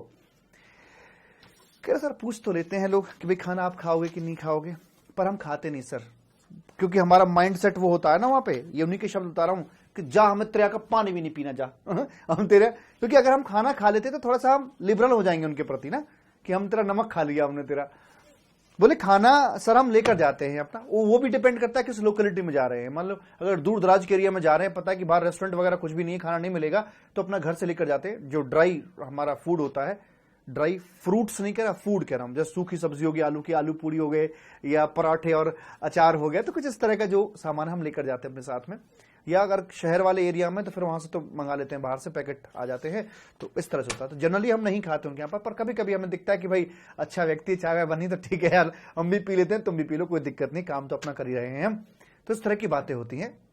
फिर एक पंचनामा भरा जाता है कि ये सामान, कागजात अपने साथ हम लेकर जा रहे हैं, आपके ये 2 कंप्यूटर 3 कंप्यूटर लेके जा रहे हैं, 2 लैपटॉप लेके जा रहे हैं, और सारा कुछ हम लेकर जा रहे हैं, ये बता दिया जाता है। साइन करवाते हैं, विटनेस के साइन करवाते हैं कि जो हुआ सब विटनेस के सामने हुआ है, और फिर वहां से हम आ जाते हैं, फटाफट से निकलकर आ जाते हैं। और फिर जो हमारे सीनियर थे जिन्होंने हमें ऑथेंटिकेशन दी थी, उनको आकर बताते हैं कि हमारी जो रेड है वो सक्सेसफुल रही या अनसक्सेसफुल रही। सक्सेसफुल रही तो ऑथेंटिकेशन को सीधा करके पकड़ाते हैं, और अगर अनसक्सेसफुल रही तो रिवर्स करके, उल्टा करके पकड़ाते हैं, वैसे करके। और सर देखो हमारी ड्यूटी भी इतनी आसान नहीं होती है, जैसे मान लो 24 घंटे 72 घंटे तक रेड चल जाती हैं, हम कहाँ सो पाते हैं सर, हम भी नहीं सो पाते। रात को आए 2 बजे रेड डाल के, है ना, घर पे पहुंचे 2 बजे रात को, है, और लेकिन सुबह जो नेक्स्ट मॉर्निंग आएगी, बड़े अधिकारी को वहां पर जो कमिश्नर साहब हैं उनको इन्फॉर्मेशन देनी पड़ेगी, रिपोर्टिंग करनी ही पड़ेगी। ये नहीं कर सकते कि भाई हम 2 बजे तक, रात 2 बजे आए हैं, अभी नींद आ रही है, अभी सो जाते हैं, शाम को आएंगे, ऐसा नहीं कर सकते। तो वो सारी चीजें हैं। तो उसी के संबंध में एक सर्कुलर यहां पर इश्यू किया गया है, और जो बातें मैंने आपको बताई हैं वही तमाम बातों के लिए आपका ये 2 पेज का यहां पर सर्कुलर दिया गया है। और 2 पेज के सर्कुलर को मैंने इस प्रकार से आपके लिए यहां पर डिजाइन मालिक कर दिया है। कैसे? सबसे पहली बात, एक प्रॉपर ऑथेंटिकेशन होनी चाहिए with the name in advance. जिसके यहां पर आप जा रहे हो उसके नाम से आपके पास ऑथराइजेशन होनी चाहिए सर्च की। लेडी ऑफिसर साथ में होनी चाहिए अगर आप घर पे जा रहे हो तो। विटनेस को बुलाइएगा, सेल्फ खुद की आइडेंटिफिकेशन दीजिएगा, सर्च के लिए ऑफर कर दीजिएगा। बच्चे, बूढ़े और रिलीजन को ध्यान में रखिएगा, मतलब जो किसी व्यक्ति के जो सेंटिमेंट्स होते हैं ना, धार्मिक रिलीजियस होते हैं, तो उनको आप ध्यान में रख के चलिएगा। जैसे कि किताब होती, धार्मिक किताबें होती, तो उनको थोड़ा तमीज के साथ में, ये नहीं कि भाई उठाई और यूं फेंक दी और यहां पे, ऐसे नहीं, थोड़ा सा उसके सेंटिमेंट्स को भी आपको ध्यान में रख के चलना होगा।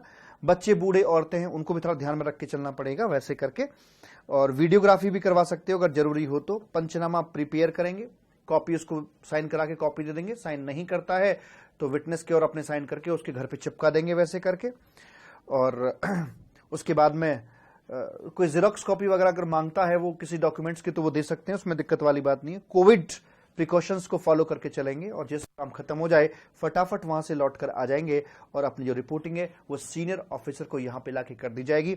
सक्सेसफुल हुई तो सीधा, और अगर अनसक्सेसफुल हुई तो ऑथेंटिकेशन को उल्टा करके पकड़ा दिया जाएगा। तो ये था आपका एक सर्कुलर विद रेस्पेक्ट टू मेरे कबूतर, with respect to your search. ठीक, अब बात करते हैं अपने पेनल्टी चैप्टर के अंदर आकर। चलें? यस सर, कोनो दिक्कत वाली बात नहीं है। पेनल्टी चैप्टर के अंदर सेक्शन नंबर 122 और सेक्शन नंबर 132 के अंदर अमेंडमेंट है।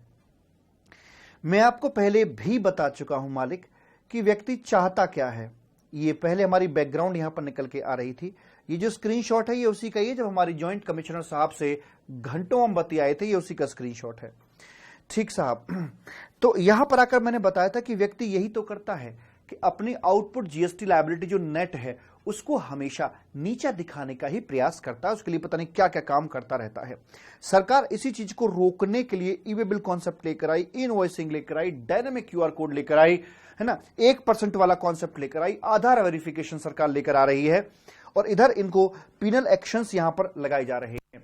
तो मैंने आपको बताया था कि जो व्यक्ति, जो मास्टरमाइंड्स होते हैं, जो अपने घरेलू नौकर या फिर अपने माली ड्राइवर के नाम पर फर्में चलाते हैं और भाई साहब फिर वो पर्दे के पीछे बैठकर मलाई खाते हैं, तो ऐसे व्यक्तियों को ट्रेस करने के लिए, ढूंढने के लिए सरकार ये वाला कॉन्सेप्ट यहां पर लेकर आई थी कि आपको 1% ई कैश लेजर से पे करना ही पड़ेगा ताकि इनको ट्रैक कर सके, आइडेंटिफाई कर सके, छटनी कर सके, और छटनी करने के बाद जब इनको पकड़ा जाएगा तो वैसे हालात के अंदर इनको पकड़ने का हमारे पास एक प्रोविजन भी होना चाहिए।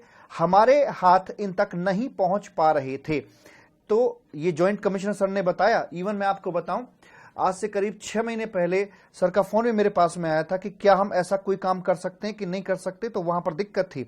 उसमें चक्कर यही था कि जो फर्म थी वो ड्राइवर के नाम पर थी और मालिक पीछे अपना मलाई खा रहा था, तो ड्राइवर को पकड़ के अरेस्ट करके भी तुम क्या कर लोगे, तो वैसे हालात में क्या करें। तो उन्होंने कहा था कि क्या मालिक को अरेस्ट कर सकते हैं कि नहीं कर सकते। The answer is no. उस समय तो नहीं कर सकते थे, लेकिन आज की डेट में अमेंडमेंट के बाद कर सकते हैं या नहीं कर सकते, वो आप यहां पर हमें बतलाएंगे, ठीक है। Yes sir. तो ये है आपका सेक्शन नंबर 122, इसमें पेनल्टीज की हम बात करके चलते हैं मालिक। और सेक्शन 122 के अंदर ये आपका न्यूली यहां पर ऐड कर दिया गया है 1A करके, 1A करके ऐड किया गया है। क्या बोलते हैं, any person who retains the benefit. आहा, ये किसको पकड़ रहे हैं, उस मास्टर माइंड को पकड़ रहे हैं, ठीक है जी।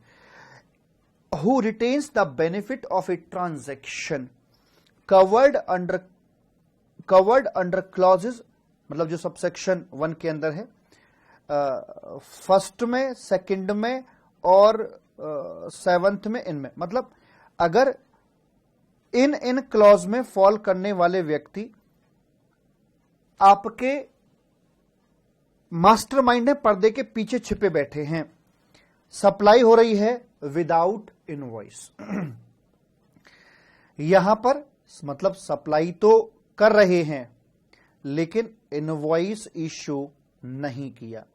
किसी को क्या करेंगे, इनवॉइस तो इश्यू कर देंगे लेकिन उसे सप्लाई नहीं देंगे। मतलब किसी को फेक बिल दे दिया है ना, इसको बिल दे दिया, इसने खर्चा बुक कर लिया और ये एंड यूजर रहा होगा, ये कच्चे में माल को खरीद कर ले गया, तो इससे सरकार का नुकसान अल्टीमेटली होता है, ठीक है जी। तो ये दोनों ही चीजें जो है आपके आउटपुट साइड के जो टैक्स लायबिलिटी बनती है उसको कम करती हैं। या फिर आईटीसी क्लेम करते हैं विदाउट टेकिंग सप्लाई। आप खुद यहां पर आकर आईटीसी क्लेम करके बैठे हुए हैं और कोई किसी प्रकार की सप्लाई आपने यहां पर नहीं ली थी। या wrong distribution of ITC by ISD, और आईएसडी के थ्रू आप यहां पर आईटीसी लेकर बैठे हुए हैं। मैं यही तो समझा रहा हूं, आउटपुट साइड को कम करना या फिर अपने आईटीसी को बढ़ाना, इन दोनों ही तरीकों से हम अपनी नेट लायबिलिटी को कम कर पाते हैं।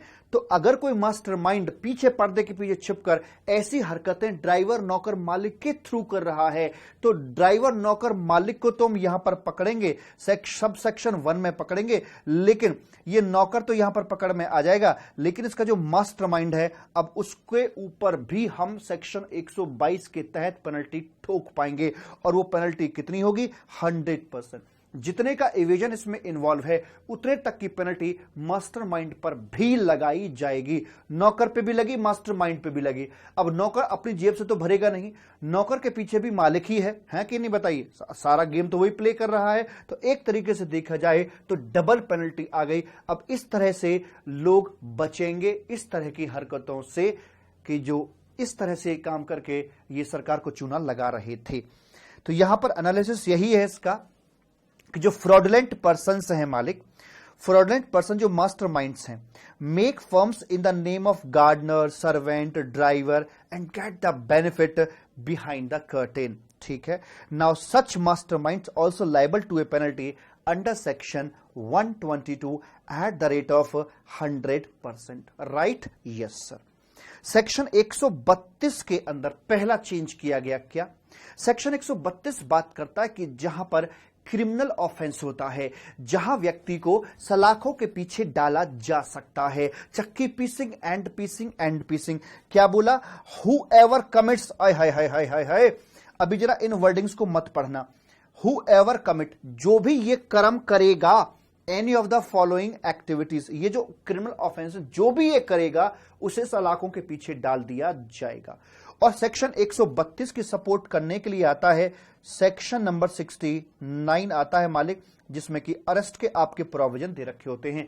सेक्शन 69 में अरेस्ट होता है और सेक्शन 132 के अंदर, सेक्शन 132 में अगर आप फॉलो कर रहे हो तो सेक्शन 69 के मुताबिक अधिकारी को अरेस्ट करने की पावर मिल जाती है। अब मुझे बताइए, यहां पर आकर जब तक ये अमेंडमेंट नहीं थी, ये ब्रैकेट वाली अमेंडमेंट नहीं थी, तब तक क्या अधिकारी उस मास्टरमाइंड को पकड़ पाते? ये जो वर्डिंग्स थी कि हूएवर कमिट, जो भी ये कर्म करेगा उसे सलाखों के पीछे डालेंगे, तो इसमें तो नौकर, आपका वो माली है ना, वो ड्राइवर, वो लोग आ रहे थे।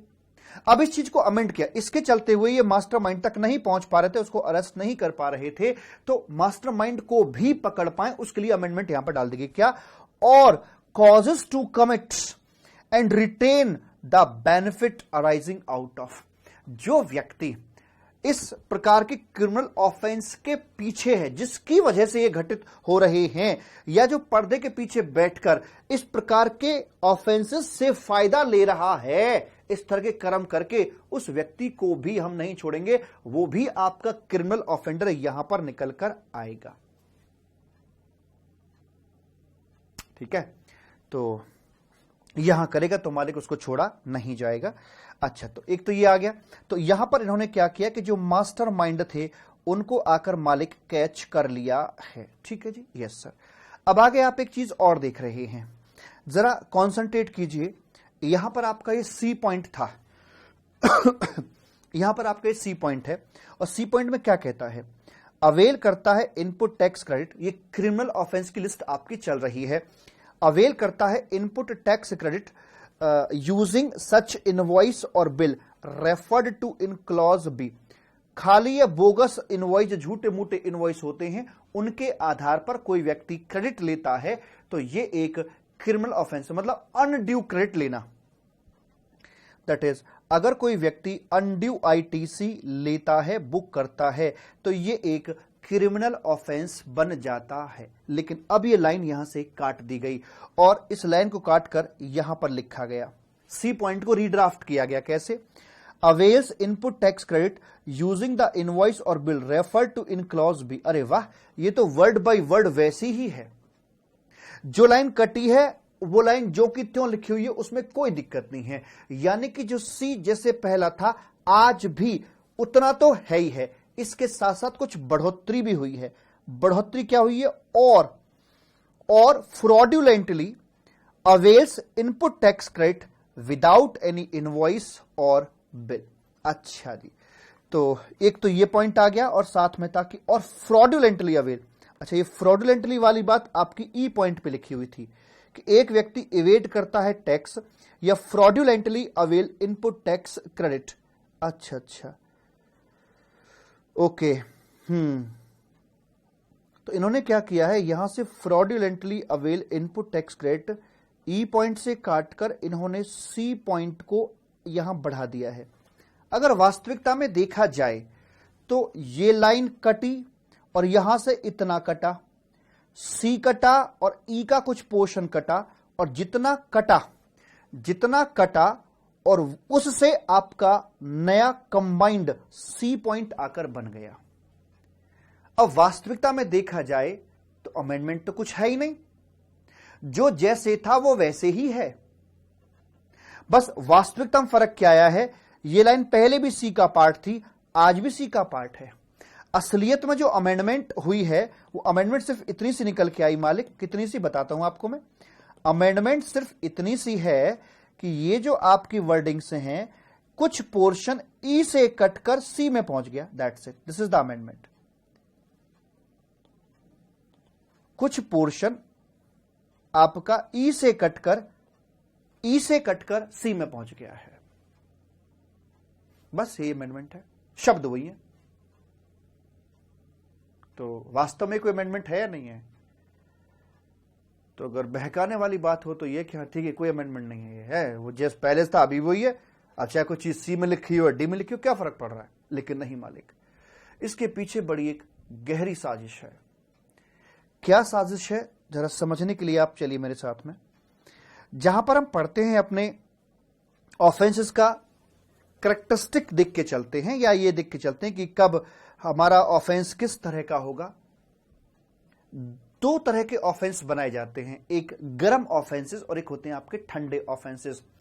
गर्म ऑफेंस का मतलब होता है इट्स हॉट, और हॉट का मतलब होता है कि वो ऑफेंसेस आपके नॉन बेलेबल होते हैं, जमानत नहीं मिलती, और वो कॉग्निजेबल होते हैं। कॉग्निजेबल का मतलब होता है कि बंदे को विदाउट अरेस्ट वारंट अरेस्ट किया जा सकता है। तो कॉग्निजेबल एंड नॉन बेलेबल। और दूसरे होते हैं ठंडे अपराध। ठंडे अपराध होंगे आपके बेलेबल, जमानत मिल जाती है, लेकिन वो नॉन कॉग्निजेबल होते हैं, मतलब कि अरेस्ट वारंट की जरूरत पड़ेगी ही पड़ेगी व्यक्ति को अरेस्ट करने के लिए। ध्यान रखना, परेशान मत होना, नॉन एक ही जगह आता है। नॉन कॉग्निजेबल होगा तो बेलेबल होगा, और नॉन बेलेबल होगा तो वो कॉग्निजेबल होगा। ठीक है जी। तो जहां जमानत मिल जाती है बेलेबल है, वो ठंडा है, जहां जमानत नहीं मिलती वो आपका गर्म अपराध होता है। जमानत का यहां पर मतलब क्या है? जमानत का मतलब होता है कि जो एसीडीसी रैंक का व्यक्ति है, जमानत के एंगल से उसे थानेदार, जैसे पुलिस में होता है ना जमानत देने के लिए थानेदार होता है, जो थाने का इंचार्ज होता है, तो उसके इक्विवेलेंट यहां एसीडीसी को माना जाता है। तो एसीडीसी को अधिकार होता है जमानत देने का, जिस ऑफेंस में उसे बेलेबल बोल देते हैं, और जहां पर एसीडीसी को अधिकार नहीं होता जमानत देने का, वो नॉन बेलेबल बोला जा रहा है। नॉन बेलेबल का मतलब कि अधिकारी उस व्यक्ति को रिलीज नहीं कर सकता। हां, कोर्ट जरूर कर सकता है, पर अधिकारी रिलीज नहीं कर सकता, वो है आपके नॉन बेलेबल। ठीक है जी। अब कौन से हैं, कैसे हैं, मैं बताता हूं आपको। देखिए यहां पर इस टेबल के अंदर हालांकि कोई चेंज नहीं है, इस टेबल को मैं इस्तेमाल कर रहा हूं बैकग्राउंड के लिए, ताकि मैं अमेंडमेंट का लॉजिक आपको दे सकूं कि अमेंडमेंट का इफेक्ट क्या पड़ा। शब्दों में तो कोई अंतर नहीं है, बस ई पार्ट से कटकर वो सी पार्ट में पहुंच गया है, शब्दों में कोई अंतर नहीं। लेकिन ऐसा किया तो क्यों किया, क्या जरूरत थी? ई में ही पड़ा रहता तो दिक्कत कहां रही थी? सुनिए जरा, यहां बताते हैं कि अगर कोई व्यक्ति फर्स्ट टाइम ऑफेंस करता है और इस रेंज का ऑफेंस है तो क्या होगा, इसका है तो क्या होगा, इस रेंज का ऑफेंस है तो क्या होगा, ये वैल्यू बता रखी है।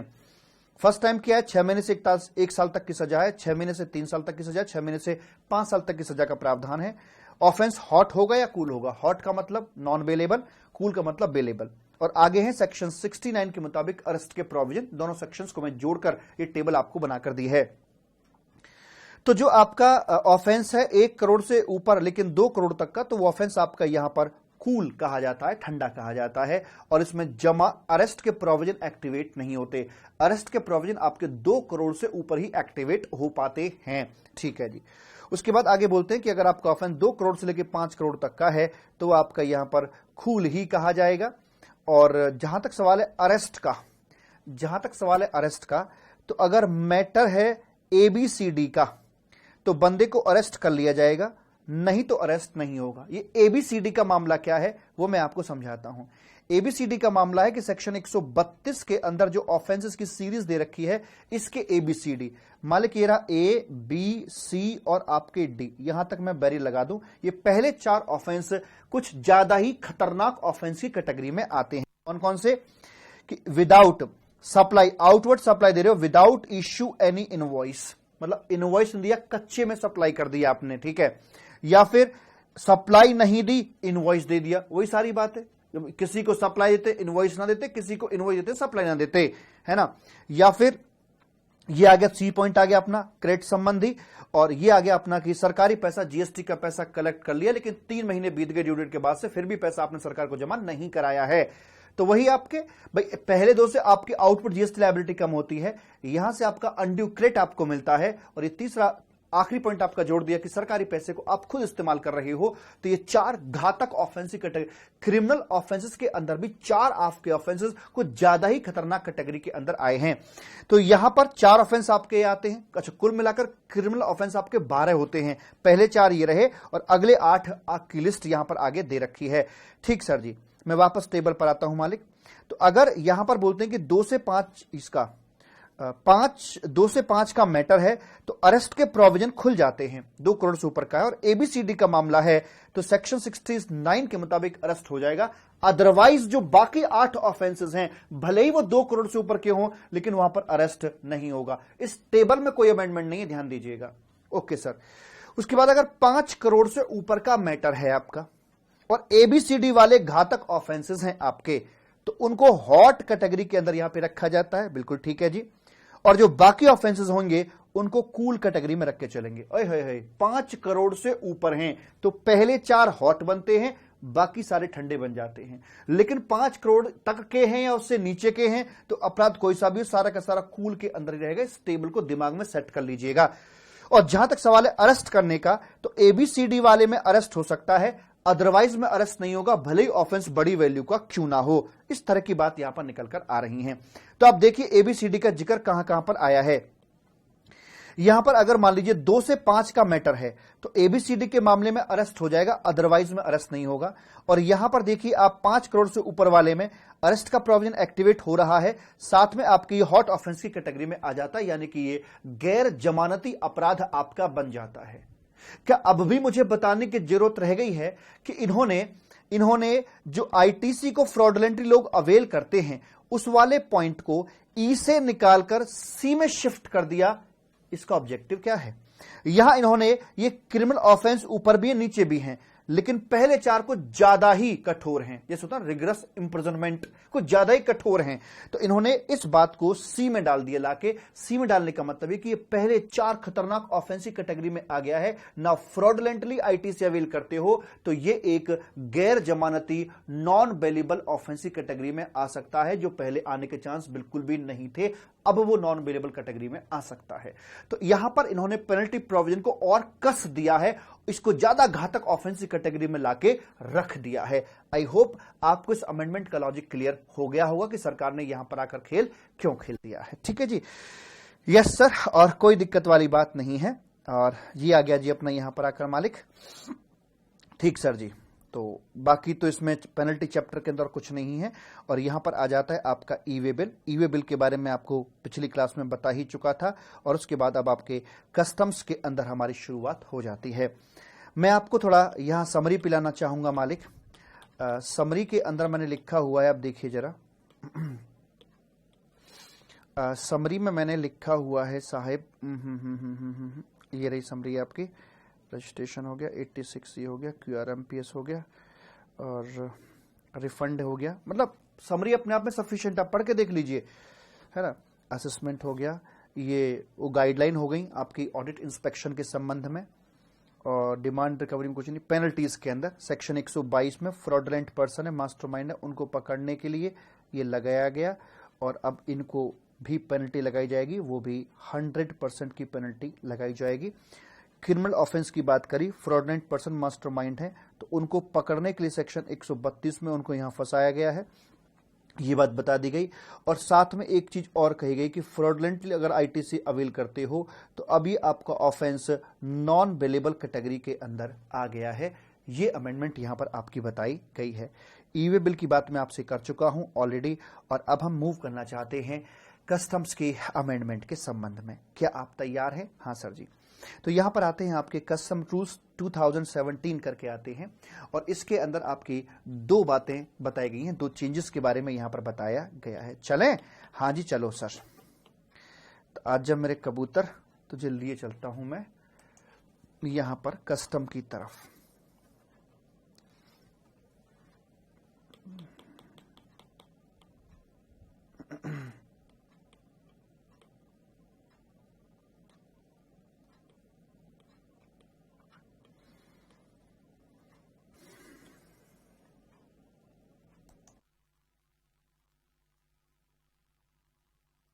हाँ आके कहता है, चलो बात करते हैं। जैसा कि पहले थोड़ा रिकैप दे दूं उसका। जैसा कि हम जानते हैं, भारत सरकार ने कई सारी नोटिफिकेशंस ऐसे इशू कर रखी हैं जहां पर सरकार फुली या पार्शल एग्जम्पशन देती है, लेकिन उस एग्जम्पशन का मिलना या ना मिलना उस इंपोर्टेड गुड्स के एंड यूज पर निर्भर करता है। जैसे कि सरकार कह सकती है कि अगर कोई व्यक्ति क्रूड विटामिन्स इंपोर्ट करता है तो हम उस पर ड्यूटी का रेट 16% न लगाकर उस पर कंसेशनल रेट 4% का अप्लाई कर देंगे, बशर्ते कि आप उस क्रूड विटामिन्स का इस्तेमाल पशु आहार एनिमल फीड बनाने के लिए इस्तेमाल करो। तो ये दे दिया जाता है यहां पर इसका एंड यूज कि अगर आप ऐसा करते हो तो हम आपको ये कंसेशन दे देंगे।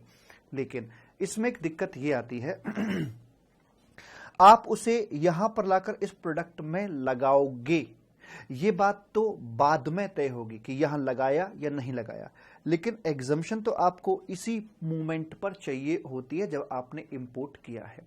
तो यहां अधिकारी इस दुविधा में पड़ जाता है कि वो आपको ये 4% वाला बेनिफिट दे या ना दे। यानी बेनिफिट देखा जाए तो यहां बेनिफिट आपको 12% का मिल जाता है, कंसेशन 12% का मिल रहा है, तो 12% का कंसेशन दे या ना दे।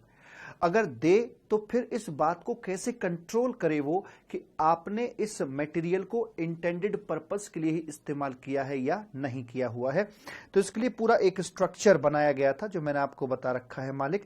स्ट्रक्चर के अंदर वही हुआ करता था स्टेप नंबर ए पर कि आप अपना क्रूड विटामिन जो है वो यहां पर आकर इंपोर्ट कर लेते हैं। ठीक है, यह आपका ये एयरपोर्ट होता है, जो भी एयरपोर्ट या पोर्ट आपका कस्टम अधिकारी यहां पर बैठा हुआ होगा, ये आपकी यहां पर फैक्ट्री है और ये होता है यहां पर jurisdictional.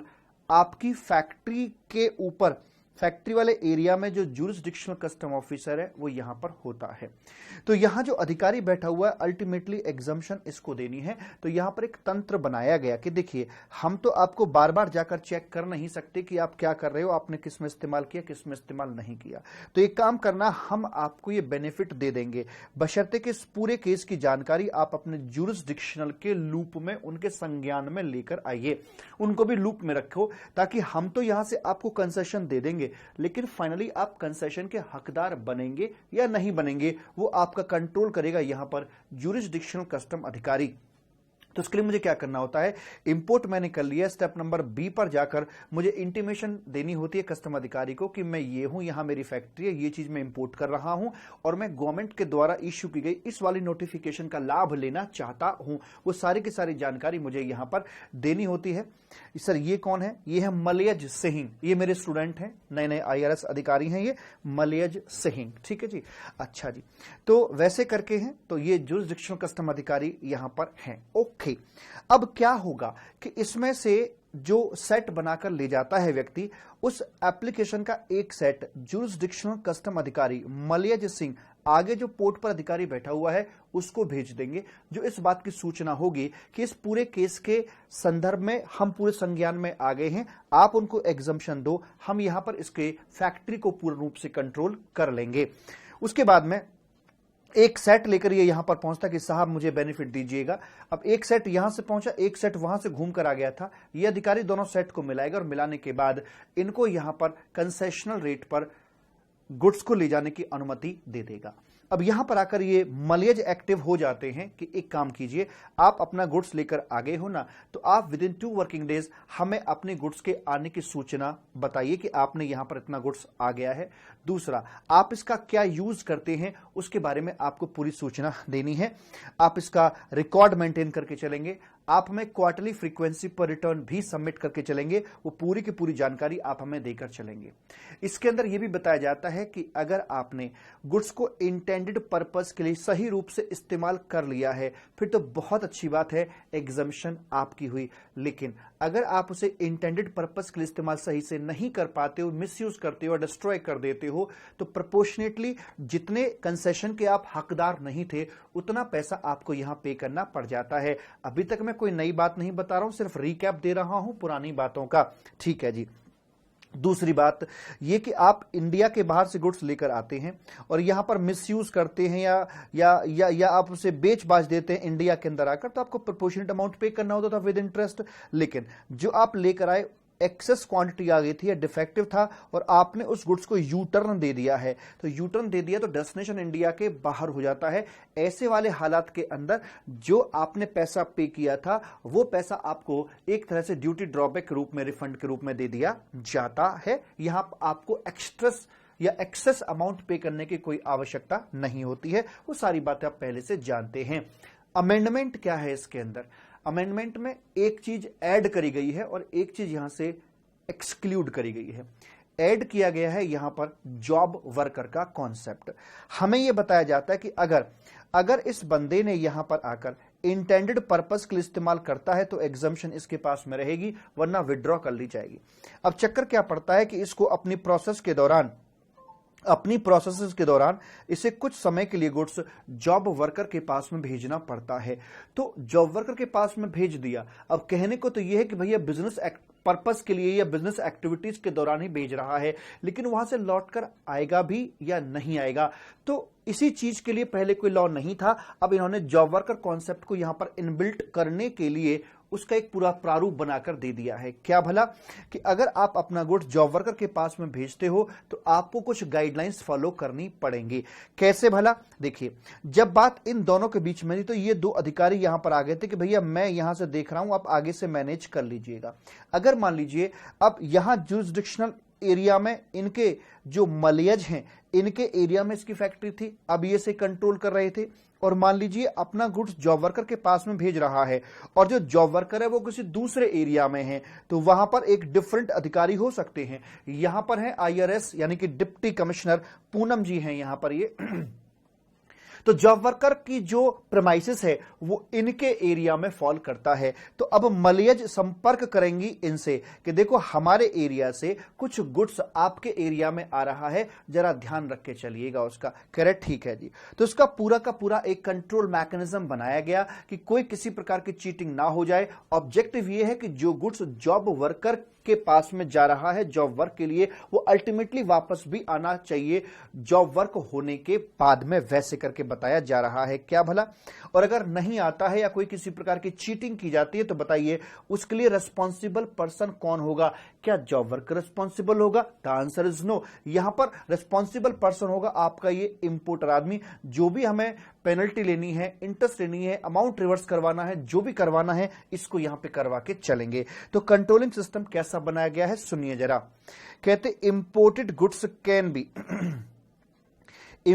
Goods can be transferred to job worker except gem and jewellery sector. जी, gem and jewellery sector precious stones basically होते हैं, इनको एक्सक्लूड कर दिया कि भैया इनको जॉब वर्क के लिए हम अलाउड नहीं कर रहे हैं, इन पे कंट्रोल करना थोड़ा सा मुश्किल काम है, इसलिए ये आपके अलाउड यहां पर नहीं है, ध्यान रखिएगा। तो imported goods can be transfer to job worker and after that job worker return back the same goods to the premises, जाएगा और वापस लौट के आ जाएगा। लेकिन इसके लिए क्या कंट्रोलिंग मैकेनिज्म है सुनिए जरा। क्या बोलते हैं मालिक यहां पर आकर? हाँ जी, यहां पर आकर कहते कि importer will give an intimation, जिसने इंपोर्ट किया था, intimation in duplicate to jurisdictional custom अधिकारी को, यानी किनको? मलयज को। यहां पर वो अपनी इंफॉर्मेशन देके चलेंगे कि हम अपने जॉब वर्कर के पास में भेजना चाहते हैं। About is intent to do so, name and address of the job worker, कहां जा रहा है, क्या जा रहा है, कितना जा रहा है, वो सारी की सारी इंफॉर्मेशन मलयज को बताएंगे कि हम इतना माल जॉब वर्कर के पास में भेजना चाहते हैं। बिल्कुल ठीक बात है जी, ओके। एक एप्लीकेशन का सेट बनाकर उनको दे दिया है। अबव जुरिसडिक्शनल ऑफिसर यानी कि जो मलयज हैं वो क्या करेंगे कि 1 copy to jurisdictional custom officer of the job worker, मलयज उस इंफॉर्मेशन का एक सेट IRS पूनम को यहां पर भेज देंगे कि देखिए हमारे एरिया से ये सामान वहां पर आ रहा है, जरा ध्यान रखिएगा। करेक्ट, ठीक है जी। Importer send goods to job worker under a challan, information pass on होने के बाद में अब गुड्स का एक्चुअल में मूवमेंट होगा चलान के through, showing description and quantity of the goods. जो आपने इंफॉर्मेशन में जानकारी दी है उसी के मुताबिक वही गुड्स उतनी ही क्वांटिटी में चलान बन के आपका आगे मूव करा दिया जाएगा। वापस लौट के आने की समय सीमा है 6 महीने की। जीएसटी के अंदर हमारा वो समय होता है 1 साल 3 साल का होता है जॉब वर्कर के यहां से लौट के आने का, लेकिन कस्टम्स के अंदर बता रहे हैं कि 6 महीने के अंदर अंदर यहां पर इस सिनेरियो के लिए आपका गुड्स वापस लौट के आ जाना चाहिए फ्रॉम द डेट ऑफ चालान, यानी कि जिस दिन आपका प्रैक्टिकली रिमूव हो रहा था तो वहां से 6 महीने के अंदर लौट के आ जाना चाहिए। और जो जॉब वर्कर है वो पूरा का पूरा रिकॉर्ड मेंटेन करके चलेगा, कितना उसने रिसीव किया था, कितना वापस कर रहा है, क्या हुआ, कैसे हुआ, वो सारा का सारा रिकॉर्ड अपना वहां पर मेंटेन करके चलेगा, और कितना वेस्ट हुआ, क्या हुआ, और कोई भी जानकारी मांगे जाने पर अपने जुरिस्डिक्शन अधिकारी यानी कि पूनम जी को वो सूचित करके चलेगा। पूनम जी को इसलिए सूचित करेगा, अच्छा इनको पहले जानकारी थी कि ये हुआ है और जो इसने किया उसकी जानकारी भी यहां पर देकर चलेगा, क्योंकि अल्टीमेटली रिस्पॉन्सिबिलिटी तो इस बंदे की है और इसको किस प्रकार से पेनलाइज किया जाएगा उसे डिसाइड करेंगे मलयज। और जिसने जो माल जॉब वर्कर के पास में भेजा था उसकी जानकारी कहां से मिलेगी, तो इस तरह से जॉब वर्कर को कंट्रोल कराया पूनम जी के माध्यम से। तो मलयज को कोई भी जानकारी चाहिएगी तो पूनम जी से कोऑर्डिनेट करेंगे और उनके थ्रू सारी की सारी जानकारी मलयज के पास में आ जाएगी। और अगर कोई किसी प्रकार की चीटिंग हो रखी है तो फिर उसके अकॉर्डिंग यहां इंपोर्टर के ऊपर एक्शन ले लिया जाएगा। Is it okay? Yes sir. क्या बोलते हैं भला?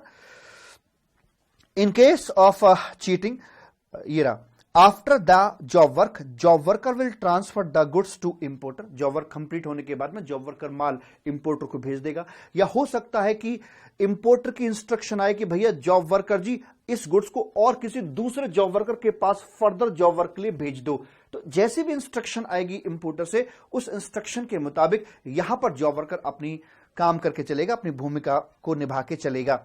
In case of cheating, provision of rule number 8 and 8A shall apply on importer and not on the job worker। अगर कोई किसी प्रकार की दिक्कत यहां पर होती है तो पकड़ा जाएगा ऑलवेज इंपोर्टर को, और यहां जॉब वर्कर के यहां पर क्या खिचड़ी बनी, वो खिचड़ी की जानकारी पूनम जी से मलयज यहां पर लेंगे और इसको पेनलाइज व्यक्ति को कर दिया जाएगा। तो जॉब वर्कर का पूरा कॉन्सेप्ट इस प्रकार से आपका यहां पर इनबिल्ट किया गया है। जॉब वर्कर की वजह से और क्या क्या बदलाव आया है मालिक? बदलाव ये निकल के आया है कि यहां से जो ये रिकॉर्ड मेंटेन करता था इंपोर्टर, अब रिकॉर्ड के अंदर एक चीज और बढ़ गई है इसकी। भाई पहले रिकॉर्ड ये था कि कितना आया और कितना इंटेंडेड पर्पस के लिए आपने इस्तेमाल कर लिया, कितना क्लोजिंग स्टॉक बचा हुआ है। अब एक चीज और मेंटेन करोगे, कितना आप जॉब वर्कर को भेज रहे हो और कितना आपने रिसीव किया, उसका भी रिकॉर्ड आपको इंपोर्टर जी मेंटेन करना पड़ेगा साथ में। जब आप अपनी इंफॉर्मेशन मलयज को शुरू में दे रहे थे, जब तक आपका गुड्स इंपोर्ट होके आया नहीं था, क्लियर होके नहीं आया था, तो आप बता रहे थे कि आप कौन हो, कहां हो, क्या हो, कैसे हो। उसी समय आपको बताना है कि क्या आपका गुड्स आपके प्रीमिसेस पर इस्तेमाल होगा या जॉब वर्कर के यहां इस्तेमाल होगा। अगर दोनों जगह होगा तो इस बात के इंटेंट की जानकारी आपको पहले बतानी पड़ेगी ताकि वो अकॉर्डिंगली पहले से व्यवस्था यहां पर कर सके। तो इस डायग्राम के अंदर और रूल्स के अंदर इस प्रकार से यहां पर चेंज आए हैं। यानी कुल मिलाकर बात यह है कि जॉब वर्कर के लिए भी अब आपका माल यहां से शिफ्ट किया जा सकता है, आगे अपना जा सकता है। उसके लिए कॉरस्पॉन्डिंग चेंजेस इन रूल्स के अंदर आपके कर दिए गए हैं। प्रेम से बोलेंगे राधे राधे। साथ में एक बात और बता दूं, चूंकि ये जो व्यक्ति है इंपोर्टर आदमी है जिसको हम एंड यूज्ड बेस्ड एग्जम्पशन का लाभ दे रहे हैं, ये व्यक्ति एक मैन्युफैक्चर गुड्स में डील करने वाला व्यक्ति हो सकता है या सर्विस देने वाला व्यक्ति भी हो सकता है। पर ध्यान रखिएगा ये गुड्स आपका आफ्टर सेल सर्विस के अंदर इस्तेमाल नहीं होना चाहिए। जो गुड्स आप इंपोर्ट कर रहे हो, अगर यह व्यक्ति आफ्टर सेल सर्विस में इस्तेमाल कर रहा है तो फिर उस पर यह कंसेशन आपका नहीं दिया जाएगा। ओरिजिनली जो आप सर्विस दे रहे हो सिर्फ उनके लिए आपको कंसेशन मिलता है, आफ्टर सेल सपोर्ट वाली सर्विसेज के लिए इसका बेनिफिट नहीं दिया जाएगा। तो दो चीज आप देखिए, एक चीज ऐड करी गई कि जॉब वर्कर का कॉन्सेप्ट इंक्लूड किया गया और एक्सक्लूड क्या किया गया, आफ्टर सेल सर्विस को यहां से बाहर कर दिया गया। इनके लिए and used based exemption notification की बात हम नहीं करके चलेंगे। ये वाली बात आपकी यहां पर निकल कर आई है। एक और इसमें दिक्कत थी रूल्स के अंदर कि अगर कोई व्यक्ति कैपिटल गुड्स इंडिया के बाहर से इंपोर्ट कर रहा है और उसे इंटेंडेड पर्पस के लिए, जैसे मान लीजिए ये नोटिफिकेशन आ जाती कि अगर कोई व्यक्ति एनिमल फीड बनाने के लिए कैपिटल गुड्स का अगर इस्तेमाल कर रहा है तो उसके बारे में सीन क्या रहेगा। ठीक है साहब, लग गया, वो आपका एनिमल फीड बनाने में लगा दिया गया, उसका लॉक इन पीरियड रखा हुआ था, सपोज करो 5 साल, 6 साल, 10 साल, what ever the lock in period, लेकिन आपने उस कैपिटल गुड्स को संपूर्णतया इस्तेमाल नहीं किया, बीच में ही आपने वादा तोड़ दिया और उस गुड्स को बेच बाच दिया। सरकार ने एक कैपिटल गुड्स आपको इंपोर्ट करके दिया, कंसेशनल रेट पर आपको इंपोर्ट करा दिया, इसके चलते हुए कि आप गुड्स की ताउम्र इस स्पेसिफाइड प्रोडक्ट की मैन्युफैक्चरिंग में इस्तेमाल करोगे, लेकिन अगर आप उसे बीच में ही डिस्कार्ड कर देते हो तो वैसे हालात में आपको कितना कंसेशन रिवर्स करना पड़ेगा, वहां पर प्रपोर्शन किस हिसाब से लिया जाएगा। जो इनपुट होता है उसको तो हम क्वांटिटी के रेशियो में प्रपोर्शनेट करके उसकी वैल्यू निकाल देते हैं, लेकिन कैपिटल गुड्स को क्वांटिटी के रेशियो में प्रपोर्शनेट नहीं कर सकते, इसे कहीं ना कहीं हमें टाइम के रेशियो में प्रपोर्शनेट करना पड़ेगा। तो उसके लिए हमें डेप्रिसिएशन के परसेंटेज वगैरह किस प्रकार से गवर्नमेंट सोच के चल रही है वो पहले नहीं थे, अब इन्होंने यहां पर आकर बता दिए हैं। साथ में यह भी बताया है कि कैपिटल गुड्स की डेफिनेशन क्या यहां पर रखवाई जाएगी। तो जो आपकी जीएसटी के अंदर कैपिटल गुड्स की डेफिनेशन है वही डेफिनेशन आपकी यहां पर भी रखवाई गई है। वो क्या कि कोई भी वो गुड्स जिसे आप बिजनेस के लिए खरीद कर लाए हो, इंपोर्ट किया या यहां पर लेकर आए हो डोमेस्टिकली, और उसे आपने अपने बुक्स ऑफ अकाउंट के अंदर कैपिटलाइज किया, यानी कि वो आपका कैपिटल एक्सपेंडिचर कैपेक्स है, तो उसे हम यहां पर कैपिटल गुड्स बोलकर चलेंगे, ऐसे करके बोल दिया जाता है। साथ में इन्होंने जो परसेंटेज प्रिस्क्राइब करी हैं इसके लिए, वो परसेंटेज मालिक कुछ इस प्रकार से रखवाई गई हैं। क्या भला, ये देखिए यहां पर आकर मैं आपको दिखाता हूं, ये रही परसेंटेज।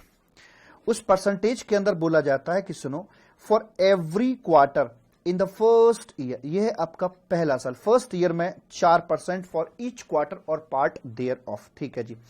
उसके बाद for every quarter in second year, दूसरे साल के अंदर 3% पर क्वार्टर और part thereof, third year के अंदर 3% पर क्वार्टर और part thereof, for every quarter in fourth and fifth year, चौथे एंड पांचवें साल के अंदर 2.5% पर क्वार्टर और पार्ट देयर ऑफ, और उसके बाद आगे बोलते हैं फोर्थ और फिफ्थ में हो गया, and thereafter for every quarter 2%, उसके बाद प्रत्येक क्वार्टर के लिए 2% की वो बात आपकी करके चल रहे हैं, ऐसे करके बोल दिया जाता है। आप मुझे बता सकते हैं इसकी लाइफ इन्होंने क्या मान रखी होगी, बताते हैं। देखो भाई 4 क्वार्टर हो गए, 4 × 4, तो पहले साल में मान के चल रहे हैं कि 16% डेप्रिशिएट हो जाएगा, दूसरे में लेके चल रहे हैं 3 × 4, ये 12% यहां पर डेप्रिशिएट हो जाएगा, तीसरे में बोला गया 3 × 3 9% डेप्रिशिएशन यहां पर मानकर चल रहे हैं, चौथे और पांचवें में तो 10 + 10 हो गया ना भाई, 2.5 में 4 से मल्टीप्लाई करेंगे 10 + 10 हो जाएगा, तो चौथे और पांचवें साल के अंदर आपका भाई साहब भगवान झूठ ना बुलाए 20% आपका ये यहां पर हो जाता है। तो देखा जाए तो ये कितना अच्छा। उसके बाद फिर क्या है आगे, 2% फॉर एवरी क्वार्टर आगे वाले वर्षों के लिए, तो 8% आ गया, 8% आगे जितने भी साल आएंगे उनमें ईच ईयर के लिए, ठीक है जी। तो हम देख के चलते हैं, तो 1 साल, 2 साल, 3 साल, 4, 5 साल का बता दिया, और 5 साल के अंदर कितना डेप्रिसिएट हो गया मैं देखता हूं जरा भाई, 10, 20 और 28 और 9 कितना होता है, 37 और आपका ये नहीं, ये 3 12 आएगा ना, ये 12 आएगा, 9 नहीं आएगा, 12 आएगा, ये 12 आएगा, तो 12, 24, 30, 40, 60%, 60% आपका 5 सालों में गया, और 8% के हिसाब से पूरा 100% चाहिए ना मुझे, तो 40 लाने के लिए 5 साल मेरे और लग जाएंगे। तो इसका मतलब ये होगा कि इन्होंने जो लाइफ मानी है, जो डीम्ड लाइफ है इनकी, वो 10 बरस की है। 10 साल इन्होंने कैपिटल गुड्स की लाइफ को डीम यहां पे करके लिया है, उसके हिसाब से ये अपनी यहां पर बात करके चल रहे हैं। अब सवाल ये उठता है कि इन परसेंटेज को हम इस्तेमाल भला कैसे करके देखेंगे, तो मैंने यहां पर एक आपको बताया है। यह कैपिटल गुड्स के लिए मान के चलिएगा मालिक, आप अपना कैपिटल गुड्स इंपोर्ट करते हैं और उसे पुट टू यूज कर देते हैं आप 1/1/2021 को, ठीक है सर जी, और आपने कैपिटल गुड्स को क्लियर करा दिया 20/12/2022 को। अगर आप यहां से यहां तक की क्वार्टर काउंटिंग करके देखोगे तो आपके पार्ट ऑफ द क्वार्टर को मिलाते हुए 8 क्वार्टर यहां पर आकर बन जाते हैं। तो चेक करते हैं जरा 8 क्वार्टर में कितना डेप्रिसिएशन निकल जाएगा। तो यहां तो हम जानते हैं शुरू में हमारी जो वैल्यू थी वो 1 लाख रुपए की थी, हमने डेटा जो लिया है वैल्यू अपनी शुरू में 1 लाख रुपए की मानी है। अगर उसके ऊपर हम स्टैंडर्ड रेट लगाकर देखते हैं ड्यूटी का तो वो 16% से 16,000 हमारा आ जाता है। लेकिन अगर हम कंसेशनल रेट लगा के देखें तो वो 4% का आया था, वो 4,000 आपका बनता है। यानी कि जो हमें कंसेशन मिला बेसिकली वो 12,000 का कंसेशन यहां पर हमें मिला है। तो ये हम अपने क्वेश्चन के अंदर डेटा मानकर चल रहे हैं। तो ये है अपना यहां पर value of capital goods 1 lakh रुपए की थी, स्टैंडर्ड ड्यूटी इतनी बनती थी इस तारीख को 1/1/2021 को, और इस पर एक्चुअल इंपोर्ट ड्यूटी इतनी हमने भरी है। तो हमें जो कंसेशन मिला है वो 12,000 का मिला है। मान के चलिए अगर हम इसको एक दिन भी इस्तेमाल ना करके चलें और यहीं पर इसको बेच देते हैं तो हमें ये पैसा पूरा का पूरा जो कंसेशन मिला हुआ है 12,000 हमें मालिक के विद इंटरेस्ट सरकार को वापस करना पड़ जाएगा। लेकिन अगर इसी गुड्स को कुछ समय, अगर 10 साल का 10 साल पूरा इस्तेमाल कर लिया तो 12,000 हमारा कंसेशन हमारे पास में रहेगा। इसमें से हमें कुछ भी सरकार को लौटाने की आवश्यकता नहीं पड़ेगी। ठीक सर जी। उसके बाद में साहब आगे जरा यहां पर बात करते हैं कि कैपिटल गुड्स अगर आप 8 क्वार्टर इस्तेमाल करने के बाद डिस्कार्ड करते हो, बेच बाच देते हो तो क्या होगा। तो यहां पर इसके हम वैल्यू निकाल के चलो कि 8 क्वार्टर बाद इसकी वैल्यू में कितनी घिसावट होने के, मतलब घिसावट होने के बाद क्या वैल्यू बची। तो ये 8 क्वार्टर का मतलब कि आप 2 साल में घूम गए बेसिकली। 2 साल का मतलब हो गया फर्स्ट ईयर में 4% है, दूसरे साल के अंदर भी आपका 3% वहां पर लिया जाता। तो पहले साल में हो गया 16% का डेप्रेशन, दूसरे साल के अंदर 12% का डेप्रेशन, 2 साल के अंदर आपका 28% का डेप्रेशन यहां पर निकलकर आ जाता है। तो मैं अगर 28% का घटा के चलूं तो मेरे जो कैपिटल गुड्स है उसकी वैल्यू बचती है यहां पर डेप्रिशिएट होने के बाद 72,000 रुपए की। अगर स्टैंडर्ड ड्यूटी को डेप्रिशिएट करोगे तो वो आपकी वैल्यू बचेगी, आज उसका अमाउंट बचेगा 11,520 का। और कंसेशन देखोगे तो कंसेशन की वैल्यू बचेगी आज आपकी 3,360 रुपए की यहां पर वैल्यू बचेगी। तो प्रैक्टिकली इस डेट पर देखा जाए तो आपका स्टैंडर्ड जो ड्यूटी बनती थी आपकी ये बनती थी, आपने एक्चुअल में जो पे की है वो ये की है। तो आपका बचा हुआ जो कंसेशन था वो आपका 8,640 है। नाउ अगर आप 8 क्वार्टर इस्तेमाल करने के बाद उसे डिस्कार्ड कर रहे हैं, now you will have to pay 8,640 rupees सरकार को पे करना पड़ जाएगा। ऐसे करके इस बात को और सिंपल तरीके से हम कह सकते हैं कि देखिए कुल मिलाकर 8 क्वार्टर के बाद बेच रहे हो, 8 क्वार्टर में डिडक्शन के परसेंटेज आपका 28% आ जाते हैं। तो बस सीधा सीधा जो कंसेशन आपको मिला था उसमें से 28% रिड्यूस करके बाकी आप मालिक रिवर्स कर दीजिए। आप इसको डायरेक्ट ऐसे करके भी निकाल सकते। आई होप ये बात आपको समझ में आ गई होगी। यही बातों के लिए 3 बातों के लिए नंबर 1 जॉब वर्कर का कॉन्सेप्ट इंक्लूड किया गया है। नंबर 2 आफ्टर सेल सर्विस को एक्सक्लूड किया गया है। नंबर 3 कैपिटल गुड्स का जो डेप्रिशन का जो कॉन्सेप्ट है वो यहां पर इंक्लूड किया गया है कि अगर आपने कैपिटल गुड्स इंपोर्ट किया है और पूरे समय इस्तेमाल नहीं करते हो तो उस केस में आपको कितना अमाउंट पे करना होगा, उसकी कैलकुलेशन कैसे होगी वो पहले नहीं दे रखी थी, अब कैलकुलेशन इन्होंने यहां पर आकर दे दी है। अगर आप इसकी समरी में झांक कर देखना चाहोगे तो क्या निकलेगा मैं आपको बताता हूं।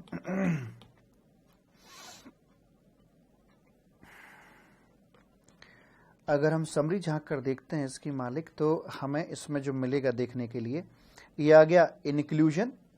Basically concept of job worker has been included within the rules. Exclusion में from service provider point of view after sale service has been excluded. और तीसरा पॉइंट और है आपका जो कैपिटल गुड्स है उसको यहां पर इन्होंने प्रोपोर्शनेट कैसे किया जाएगा उसका फॉर्मूला यहां पर आकर बता दिया है। 3 चीजें आपकी यहां पर बताई गई हैं। ठीक है, तो इसमें तो बता दिया कि भाई दूसरे अधिकारी को लूप में लेकर करना है, इसके लिए साफ मना कर दिया और इसकी परसेंटेज प्रेस्क्राइब कर दी। कैसे 4%, 3%, 3%, 2.5% चौथे और 5वें साल के लिए, और उसके बाद 2% पर क्वार्टर के हिसाब से आगे वाले वर्षों के लिए इन्होंने कर दिया है ऐसे करके। ठीक है, उसके बाद फिर आता है आपका छोटी मोटी ये इंपोर्ट एक्सपोर्ट प्रोसीजर के अंदर छोटी मोटी बात बताई गई है। और वो छोटी मोटी बात क्या है चलो उस पर भी दृष्टिपात हम कर लेते हैं।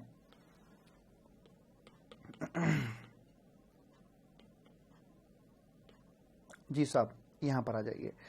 यह आपकी ड्यूरेबल कंटेनर को लेकर हम बात कर रहे हैं। कंटेनर को लेकर मैंने वैल्यूएशन के चैप्टर में भी आपको पढ़ा रखा था कि कंटेनर का सीन क्या होता है। ठीक है, हम अच्छे से जानते हैं कि हमारा डेस्टिनेशन प्रिंसिपल को हम लोग फॉलो करने वाले हैं जी। ठीक है, डेस्टिनेशन प्रिंसिपल को फॉलो करते हैं। एक बात बताइए, जो कंटेनर आपके होते हैं कुछ ड्यूरेबल होते हैं, कुछ नॉन ड्यूरेबल होते हैं, है ना, उसमें से कुछ रिटर्नेबल होते हैं, कुछ नॉन रिटर्नेबल होते हैं। तो जो कंटेनर है उसकी वैल्यू हमारे मेन प्रोडक्ट की वैल्यू में ऐड होगी या नहीं होगी? भाई मैं सीधी बात ये जानता हूं, अगर आपका ये कंटेनर है और आपका कंटेनर यहां पर ये फाइनली इंपोर्टर, ये जो कंटेनर था वो आपका फाइनली इंपोर्ट हो गया है, ये वापस नहीं जाएगा, तो इसकी वैल्यू को हम लोग इंक्लूड करके चलते हैं मेन प्रोडक्ट की वैल्यू में।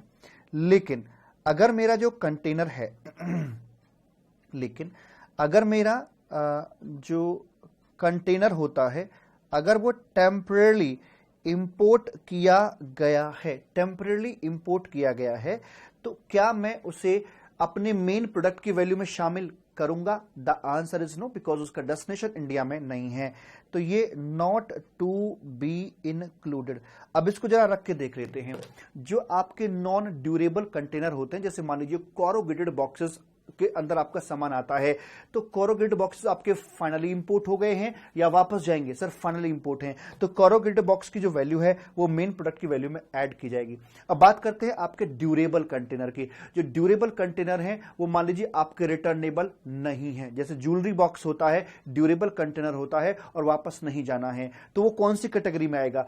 फाइनली इंपोर्ट हो गया है या वापस जाएगा? नहीं सर, वो फाइनली इंपोर्ट कैटेगरी में आएगा, तो उसकी वैल्यू को हम अपने मेन प्रोडक्ट की वैल्यू में ऐड करके चलेंगे। अगला मान लीजिए, जैसे लाइक आपने कोई कांच का सामान इंडिया के बाहर से इंपोर्ट किया है और मेटल बॉक्स के अंदर आपने किया है, वो आपके टेम्परेरी इंपोर्ट किए गए थे कंटेनर, तो आपने टेम्परेरी इंपोर्ट कर लिए हैं, तो क्या उन टेम्परेरी कंटेनर जो इंपोर्ट किए गए हैं उनकी वैल्यू को आप मेन प्रोडक्ट की वैल्यू में शामिल करोगे? द आंसर इज नो, क्योंकि वो उनका फाइनल डेस्टिनेशन इंडिया है ही नहीं, वो आपके वापस यहां पर जाने हैं। ये कंटेनर है आपके ड्यूरेबल एंड रिटर्नेबल बेसिस वाले, तो इनकी वैल्यू को ऐड नहीं करेंगे। लेकिन यहां अधिकारी वैल्यू को तो ऐड नहीं करेगा, बट आपको यह विश्वास दिलाना पड़ेगा कि ये कंटेनर आपके यहां से वापस जाने वाले हैं। उसके लिए आपको यहां पर एक बॉन्ड यानी कि डिक्लेरेशन साइन करनी होती है कि ठीक है ये आपके वापस चले जाएंगे, और समय सीमा होती है 6 महीने के अंदर। 6 महीने के अंदर अंदर आप उनको यहां से री एक्सपोर्ट कर दोगे, री एक्सपोर्ट कर दोगे, ऐसा मालिक वहां पर आपको डिक्लेरेशन देनी होती है with support of bank guarantee, क्योंकि अगर आपने नहीं किया तो फिर आपकी बैंक गारंटी को वहां पर इनकैश करवा लिया जाएगा, ऐसे करके बोल दिया जाता है। आई होप बात समझ में आ गई होगी। हाँ बोलो हाँ। तो इसमें कोई नया कुछ नहीं है, वही सारी बातें थी, उनको एक नए सिरे से इन्होंने सर्कुलर के माध्यम से बोल दिया है। क्लास के अंदर पहले भी मैंने आपको यही पढ़ाया था और आज भी आपकी बातें वैसी ही हैं मालिक यहां पर आकर। सीधी बात यह है, क्रक्स ये है कि जब ड्यूरेबल कंटेनर है, टेम्परेरी इंपोर्ट आपका हो रहा है, तो ड्यूटी की बात नहीं होगी, बशर्ते कि आप उस पर एक बॉन्ड एग्जीक्यूट कर दें और 6 महीने में आप उसकी वापसी की डिक्लेरेशन यहां पर दे दें। ठीक है, यस सर। उसके बाद फेसलेस जो आपकी स्कीम थी वो लास्ट टाइम आपकी इंट्रोड्यूस कराई जा चुकी थी। फेसलेस स्कीम का मैंने आपको बहुत अच्छे से समझा रखा है, बस इतना ही था मालिक कि भाई एक तो सिनेरियो ये होता है ज्योग्राफिकली, जैसे मान लीजिए हम टीचर लोग हैं, है ना, मैं हो गया, परवीन शर्मा सर हो गए, संजय सराफ सर हो गए, भंवर बुराना सर हो गए, और यहां पर मैं हो गया, कि हमने ज्योग्राफिकली एरिया बांट लिया कि भैया इस एरिया के अंदर, इंडिया के इस एरिया में 8 सब्जेक्ट सीए फाइनल के मैं ही पढ़ाऊंगा, इस एरिया में शर्मा सर पढ़ाएंगे, इस एरिया में सराफ सर पढ़ाएंगे, और इस एरिया के अंदर भंवर सर यहां पर अपना 8 के 8 सब्जेक्ट पढ़ा रहे होंगे सीए फाइनल के, ऐसे करके बांट लिया जाता है। क्या ये उचित तरीका होगा? The answer is no. हो सकता है शर्मा सर भले जीएसटी पढ़ा लें लेकिन मैं होल्डिंग कंपनी पढ़ा पाऊं, शायद ये कल्पना करनी भी संभव नहीं होगी वैसे करके। तो इसलिए यहां पर क्या था कि स्पेशलाइजेशन की बात नहीं हो पा रही थी। वही कस्टम के अंदर भी हो रहा था कि एक ही पोर्ट पर कोल भी आ रहा है, गोल्ड भी आ रहा है, और एक ही अधिकारी हर तरह के प्रोडक्ट का वैल्यूएशन असेसमेंट यहां पर करके चल रहा है, जिसमें कि उसकी स्पेशलाइजेशन का बेनिफिट नहीं ले पा रहे थे। जस्ट लाइक एक ही टीचर सारे सब्जेक्ट पढ़ा रहा है। तो सरकार ने क्या किया कि भैया सिस्टम चेंज करते हैं, ये ज्योग्राफिकल बाउंड्री हटा दी, कहा कि इंडिया सबका है। अगर ऐसे किया जाए कि पूरे इंडिया पर मेरा भी अधिकार है, शर्मा सर का भी है, भंवर सर का भी है, और यहां पर मैं भी आ जाता हूं कि मैं पूरे इंडिया को पढ़ाऊंगा लेकिन एक सब्जेक्ट पढ़ाऊंगा। भंवर सर पूरे इंडिया को पढ़ाएंगे लेकिन एक सब्जेक्ट पढ़ाएंगे, शर्मा सर एक पूरे इंडिया को पढ़ाएंगे पर एक सब्जेक्ट पढ़ाएंगे। तो इस प्रकार से सब्जेक्ट वाइज स्पेसिफाई कर दिया जाता है। ऐसे ही तमाम प्रकार के सरकारी अधिकारियों, गवर्नमेंट ऑफिसर को इकट्ठा किया गया और इनको देश के अलग अलग कोने में भेज दिया गया और बोला गया कि आपका जो ज्यूरिसडिक्शन होगा ना, वो ज्यूरिसडिक्शन आपका ऑल ओवर इंडिया यहां पर रखवाया जाएगा, ऐसे करके मालिक बोल दिया जाता है। अब मुझे बताइए यहां पर आकर क्या बेनिफिट मिल जाएगा? बेसिकली तो सबसे बड़ा बेनिफिट तो इसमें यही मिल रहा था कि यहां स्पेशलाइजेशन मिल रहा था। तो यहां पर NAC बना दिए गए, नेशनल असेसमेंट सेंटर, देश के अलग अलग एरिया में बना दिए गए। नेशनल असेसमेंट सेंटर के आगे छोटे छोटे ग्रुप बना दिए गए जहां पर अधिकारी बैठा दिए गए। ऐसे करके बालिक सारी बात करवा दी जाती है। ठीक है सर जी, कोई दिक्कत वाली बात यहां पर आकर नहीं है। ओके, फिर क्या है कि अगर हिंदुस्तान में कोयला इंपोर्ट हो रहा है, तो चाहे वो किसी भी कोने के अंदर इंपोर्ट हो रहा हो, तो कोयले के लिए जो भी NAC या FAG यहां पर असाइन किया गया हुआ है, इंडिया के किसी भी कोने में इंपोर्ट हो रहा है, सारा का सारा असेसमेंट इसका यहां पर किया जाएगा। यानी कि अब सब्जेक्ट वाइज स्पेशलाइजेशन रखवा दी गई है ऐसे करके। तो बिल्कुल ये ऐसे ही है जैसे कि आपकी सैटेलाइट क्लासेस, ये आपकी पुराने समय में फेस टू फेस क्लासेस, और ये हैं आपकी सैटेलाइट क्लासेस जिसे हम फेसलेस असेसमेंट के नाम से जानते हैं। तो सैटेलाइट क्लासेस के अंदर, या जब मैं अलग हूं और आप अलग हैं, डिस्टेंस है हमारे बीच में, तो बातों को समझाना और आपकी क्वेरी को समझना थोड़ा टिपिकल टास्क तो होता है। हाँ बोलो, हाँ हाँ सर जी, बिल्कुल ठीक बात है। तो यहां पर अब थोड़ा ऑब्जर्वेशन ये देखने के लिए आई कि ऐसे हालात में जहां पर फेसलेस असेसमेंट चल रहा है, अगर अधिकारी की क्वेरीज ज्यादा हुई तो जो कॉन्सेप्ट है वो फेल हो जाएगा। जैसे लेट्स सपोज मैं सैटेलाइट पे आपको पढ़ा रहा हूं या मोबाइल एप्लीकेशन पे आपको लाइव में पढ़ा रहा हूं, और यहां पर अगर क्वेरीज आपकी ज्यादा बढ़ गई या मेरी एक्सप्लेनेशन सही ही नहीं हुई, तो ऑब्वियस सी बात है क्वेरीज बढ़ जाएंगी आपकी।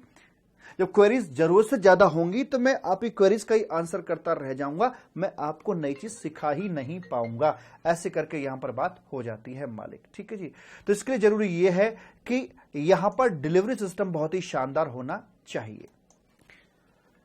तो बस इसी के संबंध में एक सर्कुलर जारी किया गया है। क्या कि पहली बात, जो इंपोर्टर एक्सपोर्टर आदमी है, भैया आपसे विनती है कि जितनी भी जानकारी मांगी गई है सटीक, अच्छे से, बढ़िया से जो भी है आप बता के चलिएगा।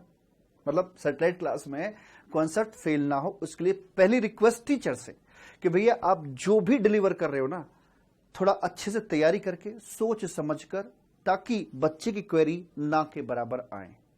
इस तरह से आपको अपनी एक्सप्लेनेशन देनी है। दूसरा, बच्चे से भी ये किया जाता है कि ऐसा नहीं कि बड़ा ही जल्दबाजी में रहे कि जरा सी कुछ बात हुई फटाफट टाइप कर दी। पेशेंस, आप पहले टीचर को सुनो वो क्या कह रहा है, और जब आपको लगे कि नहीं यार अब क्वेरी पूछनी बहुत जरूरी है, तो जो भी आपकी क्वेरीज हैं 1 बाय 1 मत पूछो, 2-3 क्वेरी इकट्ठी कर लो, इकट्ठी करके 1 गो में सारी की सारी क्वेरीज, और वो भी रेलिवेंट वाली क्वेरीज आप पूछ सकते हो, तो सैटेलाइट कॉन्सेप्ट पास हो जाएगा। ऐसे यहां पर है कि इंपोर्टर एक्सपोर्टर जी, आप को जो शिपिंग बिल भरना है या बिल ऑफ एंट्री अपनी फाइल करनी है, सारी इंफॉर्मेशन दीजिएगा, सटीक दीजिएगा, तमीज से दीजिएगा, सही दीजिएगा, ट्रू एंड फेयर दीजिएगा, ऑथेंटिकेटेड दीजिएगा, ताकि अधिकारी की क्वेरी ना के बराबर हो। क्वेरी ना आए तो बहुत अच्छी बात है। अच्छा, अधिकारियों को भी बोला गया कि तुम भी ऐसा नहीं कि बात बात में कागज पे कागज मांगते रहो, ये डिस्टेंस है आपके और उसके बीच में दोनों में, इसलिए आप भी क्वेरीज जो हैं आप एक बार लिख लीजिए। आप सिर्फ ओनली रेलिवेंट क्वेरीज पूछेंगे अधिकारी जी, सिर्फ एक चांस मिलेगा आपको क्वेरीज पूछने के लिए। एक से ज्यादा चांस आपको चाहिए रहा है तो इसका मतलब आप ही कहीं ना कहीं कैपेबिलिटी पे डाउट लग जाता है, क्वेश्चन मार्क लग जाता है। If you wish to ask queries for more than 1 time, then the officer need to get permission from the senior officer, only after that वो सेकेंड टाइम क्वेरीज पूछ सकता है उस इंपोर्टर एक्सपोर्टर से। तो इसी के लिए थोड़ा सा टाइट करने के लिए यहां पर एक सर्कुलर डाला गया है कि आप बिना बात के परेशान नहीं करोगे कि ये लेके आओ वो लेके आओ। तो अगर आप अधिकारी जी, आप फेसलेस असेसमेंट के अंदर भी अपना माइंड का इंटेंट वैसा ही रखेंगे सब फेस टू फेस में था, तो फिर ये कॉन्सेप्ट फेल हो जाएगा। इसलिए आप जो भी पूछना एक बार में पूछ लो और सटीकता से पूछ लो, रेलिवेंट पूछो। तो इस प्रकार से एक सर्कुलर यहां पर आपका डाला गया है, और सर्कुलर का जो ये रहा सर्कुलर आपका मालिक, और सर्कुलर का जो पूरा सारांश है वो मैंने आपका यहां पर लिख दिया है। क्या भला ये कहा गया है, queries to be asked will be minimum, कम से कम पूछो, क्लियरली वर्डेड। कहना क्या चाहते हो? कभी कभी बच्चे का मैसेज मेरे पास में आता है, क्वेरी पूछना चाहता है, लेकिन उसी क्वेरी को पढ़ के मैं समझ नहीं पाता कि कहना क्या चाहते हो। फिर कहते भैया थोड़ा खुल के बताओ या मैं उससे कॉल बैक कर लेता हूं। तो क्लियरली वर्डेड होनी चाहिए क्वेरी, और सिर्फ रेलिवेंट क्वेरी ही पूछनी चाहिए, और वो भी वन गो में। कितनी बात बोलती, रेलिवेंट हो, वन गो में हो, क्लियरली वर्डेड हो और कम से कम हो।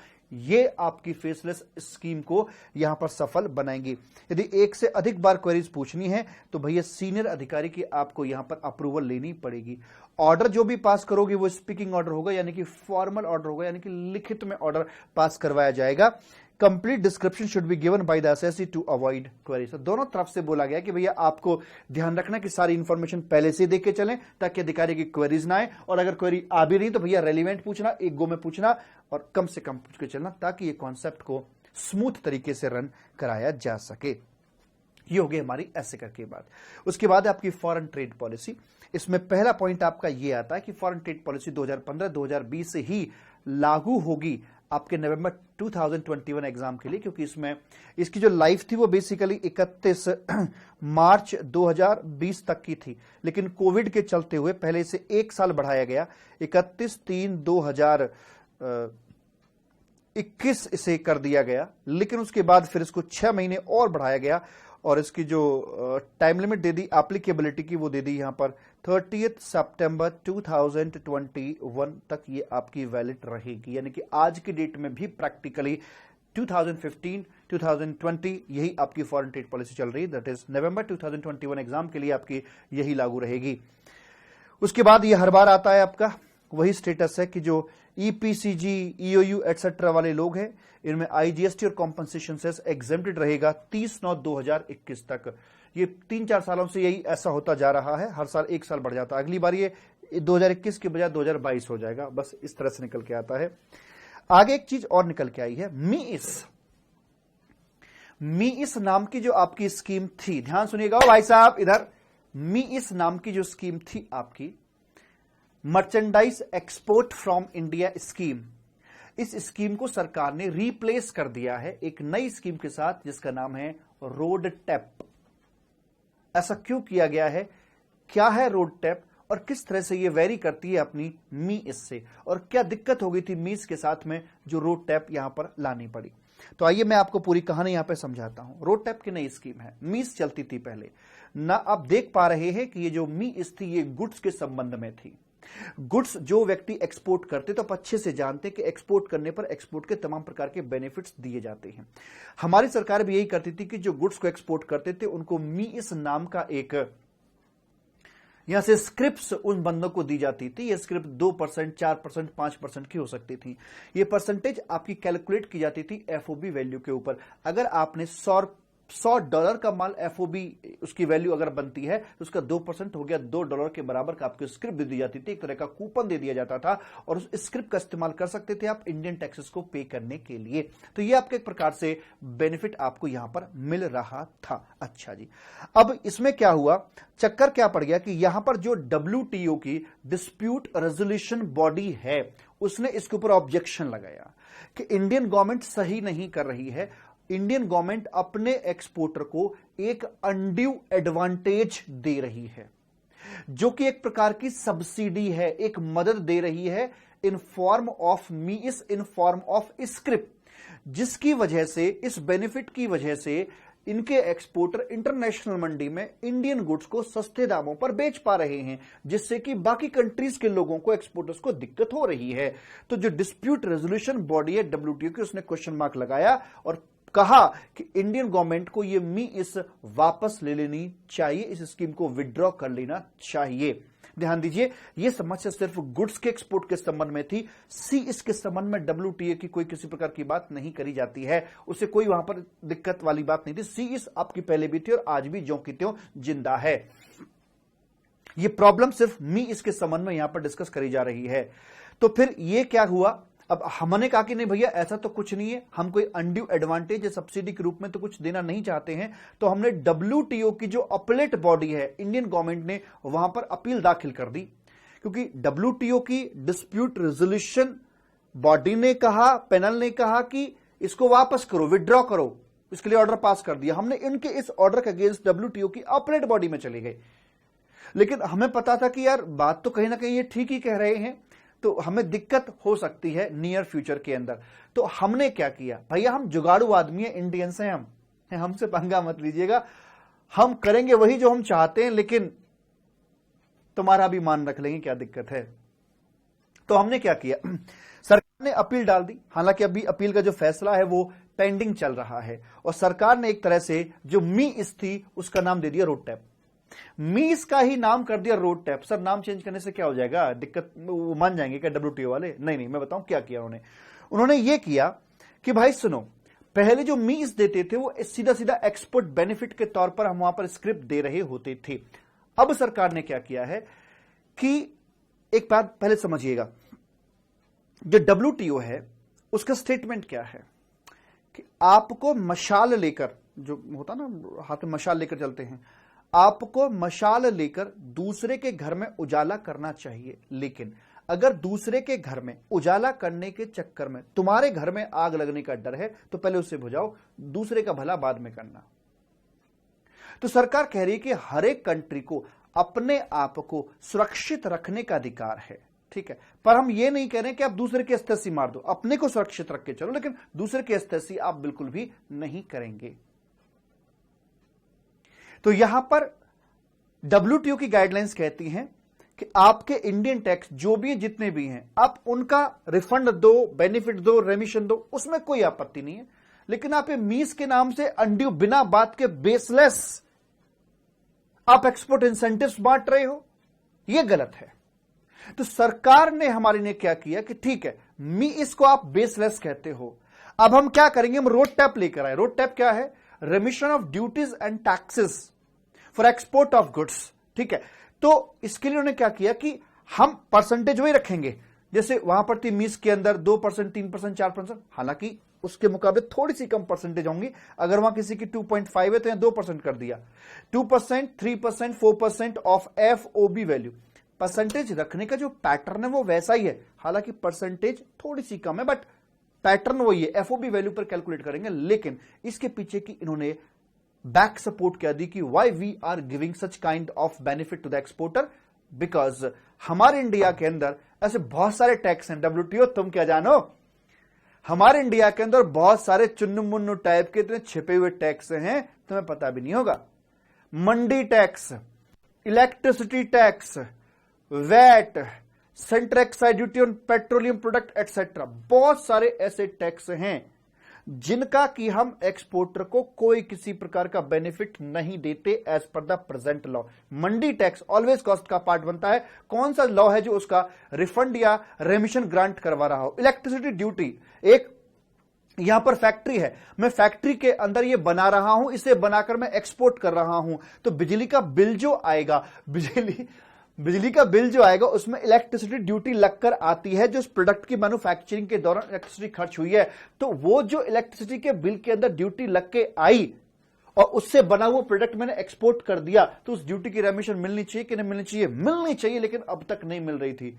सरकार ने तो हमारे कहा था चले यार इन्हीं चीजों के नाम पर कर देते हैं, ऐसे करके वो मीस बना रखी थी, लेकिन मीस पे उंगली उठी तो सरकार ने अब ये यहां पर डाल दिया कि हमारे पास और ढेर सारे ऐसे टैक्सेस हैं जिनका कि हमारे इंडिया में कोई बेनिफिट हम नहीं दे रहे थे एक्सपोर्टर को, तो अब हम उन टैक्सेस के नाम पर ये बेनिफिट एक्सपोर्टर को प्रोवाइड करा के रहेंगे। मोटी बात यह है कि पहले मीस था और अब रोड टैप है, चीज वही है, लेकिन पहले हमारा कोई एग्जैक्टली बेस नहीं था कि why we are giving such kind of percentage in form of scripts, but as of now we have a base कि we are providing RoDTEP percentages on the basis of like जो taxes का remission या refund नहीं मिल पाता है उनको रिइंबर्स हम basically exporter को कर रहे हैं।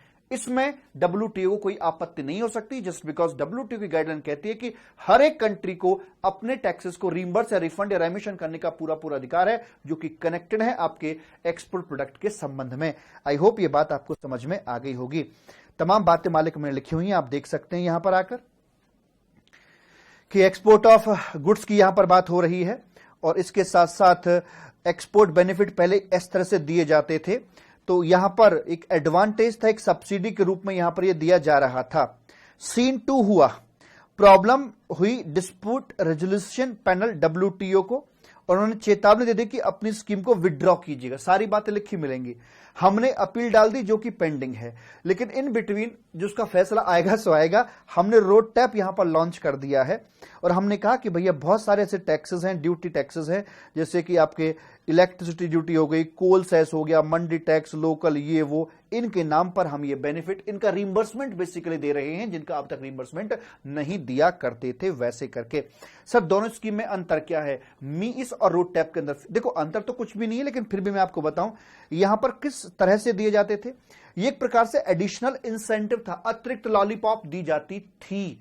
मतलब कोई ऐसा नहीं था कि इस वजह से दे रहे हैं, बस दे रहे हैं, एक्सपोर्ट करने से खुश हुए हैं, सरकार खुश होती थी और ये यहां पर इंसेंटिव यहां पर देती थी ताकि लोग एक्सपोर्ट को बढ़ावा दे। मतलब कोई लालच देते हैं तो ऑब्वियसली बात है, चीज को बढ़ावा मिलता है। अगर आपको मैं बोलूं कि भैया अगर आप में से जो भी 90 नंबर लेकर आएगा आईडीटी के अंदर, उससे मैं एक होंडा सिटी कार दूंगा, तो आप लग जाओगे, जान लगा दोगे उसके लिए। तो कहीं ना कहीं एक मोटिवेशन की एक घुट्टी पिला दी जाए तो व्यक्ति काम करता है। ठीक है जी, तो ये एडिशनल इंसेंटिव था, अदरवाइज वैसा कुछ नहीं था इसके पीछे, other than refunds and duty drawback जो अदरवाइज मिलते हैं। लेकिन यहां पर ये कोई अतिरिक्त नहीं है, ये कह रहे कि जिनका बेनिफिट पहले नहीं मिलता था ना, अब उनके बेनिफिट के नाम पर रोड टैप स्कीम के अंदर बेनिफिट दे देंगे। ये जो स्कीम थी ये डब्ल्यूटीओ के कंप्लायंस में नहीं थी, लेकिन अब ये डब्ल्यूटीओ के कंप्लायंस में आ जाती है बिकॉज डब्ल्यूटीओ उसको परमिट करता है। तो हम तो भाई जुगाड़ू आदमी है, हमसे पंगा लेने बैठे थे कि मीस चला रहे हो, मेला मीस के रोड टैप लेंगे हम, तो क्या दिक्कत है, बात अभी हुई है। लेकिन हाँ इतना जरूर है कि परसेंटेज का पैटर्न तो वही है, बट परसेंटेज थोड़ी सी लोअर है। अच्छा अब देखो इसका फर्क क्या पड़ेगा। लोअर परसेंटेज होने की वजह से अब पहले जो बेनिफिट एक्सपोर्टर को मिलता था उससे थोड़ा कम बेनिफिट मिलेगा। उससे थोड़ा कम बेनिफिट मिलेगा मतलब कि उनका जो प्राइस पहले चार्ज करते थे इंटरनेशनल मार्केट में, अब उनको प्राइस स्लाइटली बढ़ाना पड़ेगा क्योंकि इनके एक्सपोर्ट बेनिफिट घट गए हैं। प्राइस स्लाइटली बढ़ाएंगे तो इंटरनेशनल मंडी एक्सेप्ट नहीं करेगी, तो प्राइसेस को मेंटेन करने के लिए इनके पास सिर्फ एक ही चारा है कि अपनी कॉस्ट को टू द एक्सटेंट कम से कम डिफरेंस के बराबर, जितना आपके एक्सपोर्ट बेनिफिट कम मिल रहे हैं एटलीस्ट उतनी आपको अपनी कॉस्ट कटिंग करनी चाहिए, ताकि आपका इंटरनेशनल मंडी के अंदर वो टैग प्राइस वही रहे, आपका प्रॉफिट भी वही मेंटेन रहे। वैसे करके यहां पर बात कर रहे हैं। एक और बात, पहले ये स्क्रिप्ट के रूप में आपको मिला करती थी, लेकिन रोड टैप के अंदर जो आपका ई क्रेडिट लेजर होता है, जो कस्टम्स के अंदर है क्रेडिट लेजर, उस क्रेडिट लेजर के अंदर ये पैसा ट्रांसफर कर दिया जाएगा, जिसे आप अपनी इंपोर्ट ड्यूटी वगैरह के लिए इस्तेमाल कर सकते हो। ये क्रेडिट आपको वहां पर दे दिया जाएगा। क्यों? ऑब्जेक्टिव क्या था इसका मालिक, क्यों था भाई? डब्ल्यूटीओ कंप्लायंस के लिए हमने किया था, ताकि इक्वल लेवल प्लेइंग फील्ड में सबको भाई सबके लिए यहां पर किया गया था, और कहीं ना कहीं इंडियन एक्सपोर्टर को कॉस्ट कॉम्पिटिटिव बनाना था। क्योंकि ऐसा करने से अब डब्ल्यूटीओ इंटरनेशनल जो ग्लोबल प्रैक्टिस है उसके अलाइनमेंट में तो हम आ ही गए मालिक, साथ साथ हमें यह भी करना था ताकि हम कॉस्ट इफेक्टिव भी बने। चाइना देखो कितना कॉस्ट इफेक्टिव काम करके चलता है, तो हमें भी कॉस्ट इफेक्टिव उसमें होना पड़ेगा। फाइनल क्रक्स क्या है कि हम डब्ल्यूटीओ के कंप्लायंस में आ गए हैं, अब उन्हें कोई दिक्कत नहीं है। दूसरा, अब ऐसा करने से चूंकि हमारे एक्सपोर्ट इंसेंटिव कम होंगे, कम होने की वजह से अगर हमने कॉस्ट कटिंग नहीं कर पाए तो हमारा एक्सपोर्ट गिरेगा। तो एक्सपोर्ट को बनाए रखने के लिए हमें अपनी कहीं ना कहीं कॉस्ट को कट करना ही पड़ेगा।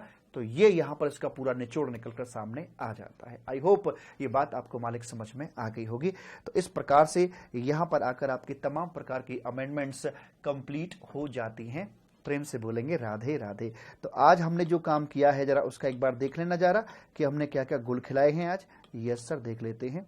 तो ये रहे आपके समरी नोट। ये पूरी बुकलेट तो मैंने आपकी वेबसाइट पे डाली रखी है। मैंने जो भी नोटिंग कराई है सारी की सारी नोटिंग भी मैं अपनी वेबसाइट crajkumar.com पे फ्री रिसोर्स में डाल दूंगा। और आपको जरूर जरूर बताना है कि क्लासेस आपको अच्छे से समझ में आई या नहीं आई मालिक। I will wait for your comments. ठीक है, तो यहां पर आकर कह रहे हैं भाई साहब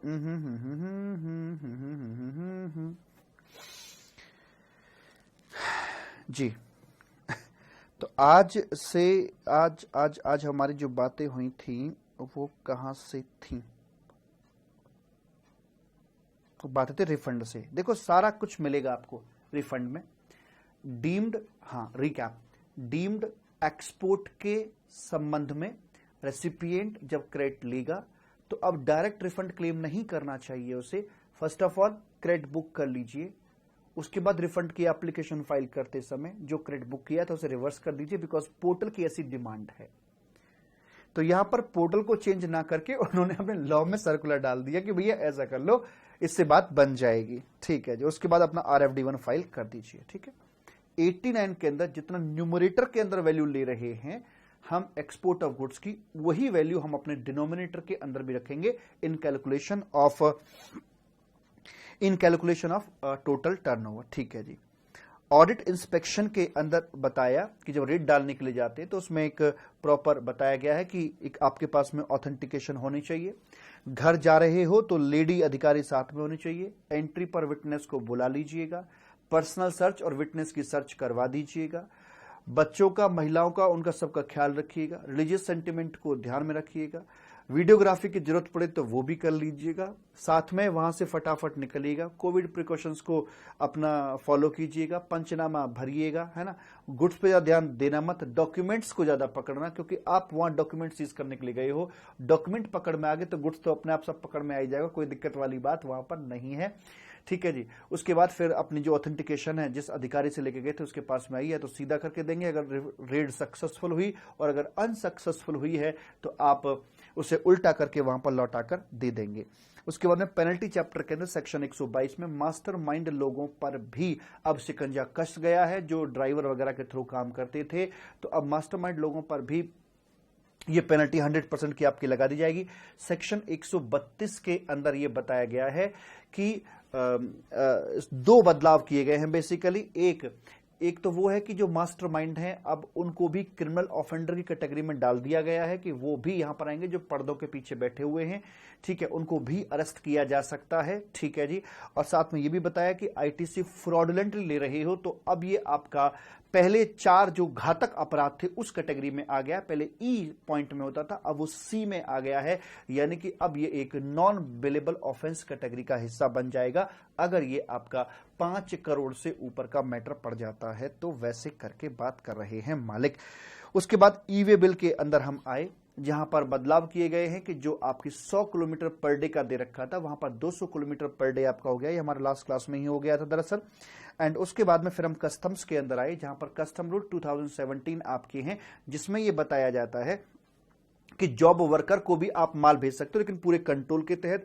मलयज इन्फॉर्म करेगा मलयज को, मलयज इन्फॉर्म करेंगे पूनम जी को, तो दोनों अधिकारी आपस में कोऑर्डिनेशन में रहेंगे। फिर जॉब वर्कर के यहाँ चालान के थ्रू माल जाएगा, पूरा रिकॉर्ड मेंटेन करेगा, बताएगा क्या हुआ कैसे हुआ, और 6 महीने के अंदर वापस करेगा या फिर अगले जॉब वर्कर को भेजेगा on the instruction given by the importer. ठीक है, कुछ भी गलत अगर हुआ तो इंपोर्टर इसके लिए लायबल यहां पर ठहराया जाएगा। साथ में आफ्टर सेल जो सपोर्ट सर्विस होती हैं तो उसके लिए ये एंड यूज्ड बेस्ड एग्जम्पशन आपकी काम नहीं करेगी। साथ में ये बताया गया कि कैपिटल गुड्स जो होते हैं अगर आप बीच में डिस्कार्ड कर देते हो तो उस पे आप कुछ एक डेप्रिसिएशन घटाने के बाद में जो बचेगा वो आपको अमाउंट वहां पर पे करना पड़ जाएगा, जिसमें परसेंटेज है 4% ईच क्वार्टर और part thereof for year.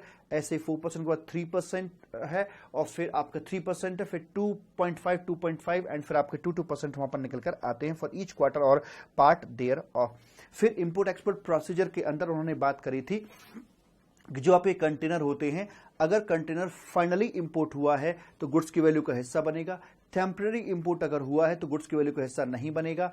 अगर मान लीजिए वो आपका वापस जाने वाला है तो आपको एक बैंक गारंटी यहां पर देनी होती है और अंडरटेकिंग देनी होती है कि 6 महीने के अंदर अंदर आप इसे वापस कर देंगे। फेसलेस स्कीम के अंदर क्वेरीज इस इंपोर्टर एक्सपोर्टर को बनता है कि सारी इंफॉर्मेशन ठीक से दे, और अगर उधर से है कि अगर अधिकारी क्वेरी पूछ रहा है तो क्वेरी 1 गो में हो, रेलिवेंट हो, अच्छे से पूछे और एक बार में सारा कुछ निपटा दे, जिससे कि कॉन्सेप्ट आपका ये ठीक से बन जाए। फॉरेन ट्रेड पॉलिसी के अंदर रोड टैप आपकी लॉन्च कर दी गई है। मीस को लेकर प्रॉब्लम हुई थी WTO को, तो उसका रिप्लेसमेंट इन्होंने दे दिया रोड टैप से यहां पर आकर। परसेंटेज जो बेनिफिट की थी स्लाइटली कम है, लेकिन उनका बेस क्या दिया है कि जो बहुत सारे टैक्सेस हैं जिनका रिफंड, जिनका बेनिफिट नहीं मिल पाता था एक्सपोर्टर को, हम उनका भी रिम्बर्समेंट इस परसेंटेज के माध्यम से देकर चलेंगे। ऐसी वाली बात यहां पर है। और ये जो पैसा आएगा ये आपका जो कस्टम के अंदर क्रेडिट लेजर है उसके अंदर पैसे को ट्रांसफर कर दिया जाएगा। तो आपकी अमेंडमेंट्स यहां पर आकर कंप्लीट हो जाती हैं। मैंने पूरी शिद्दत के साथ आपको अमेंडमेंट्स करवाई हैं। जहां पर भी पोर्टल की जरूरत थी पोर्टल दिखाया, जहां पर जैसी आवश्यकता थी वैसा मैंने आपको करके दिखाया, जहां पर पिक्चर्स की आवश्यकता है वैसे करके दिखाया। आई होप आपको सारी बातें समझ में आ गई होंगी। मेरी बस आपसे एक ही विनती है, ऑल इंडिया हाईएस्ट 10 बार आ चुका है, 11वीं बार ऑल इंडिया हाईएस्ट की मुझे तलाश है, और बस आप में उसी 11वीं बार के ऑल इंडिया हाईएस्ट को ढूंढ रहा हूं, और मुझे पता है कि आप मेरा ड्रीम जरूर पूरा करेंगे। Thank you so much. Radha Rani कृपा आपके ऊपर सदा सदा यूं ही बनी रहे और आप ऐसे हंसते मुस्कुराते रहें। इन्हीं कामनाओं के साथ मैं आपसे विदा लेता हूं। बाय, टाटा। और क्लासेस अच्छे से समझ में आई या नहीं आप मुझे जरूर बता रहे हैं, ठीक है। Thank you, bye and love you my dear, bye bye. अच्छे से पढ़ाई करना, बढ़िया से, शानदार तरीके से। और मैं बताऊं, देखो यह सबसे बड़ी चीज होती है आपकी हेल्थ। मैं कह रहा हूं बाकी सब बाद में, आपकी हेल्थ सबसे पहले आती है।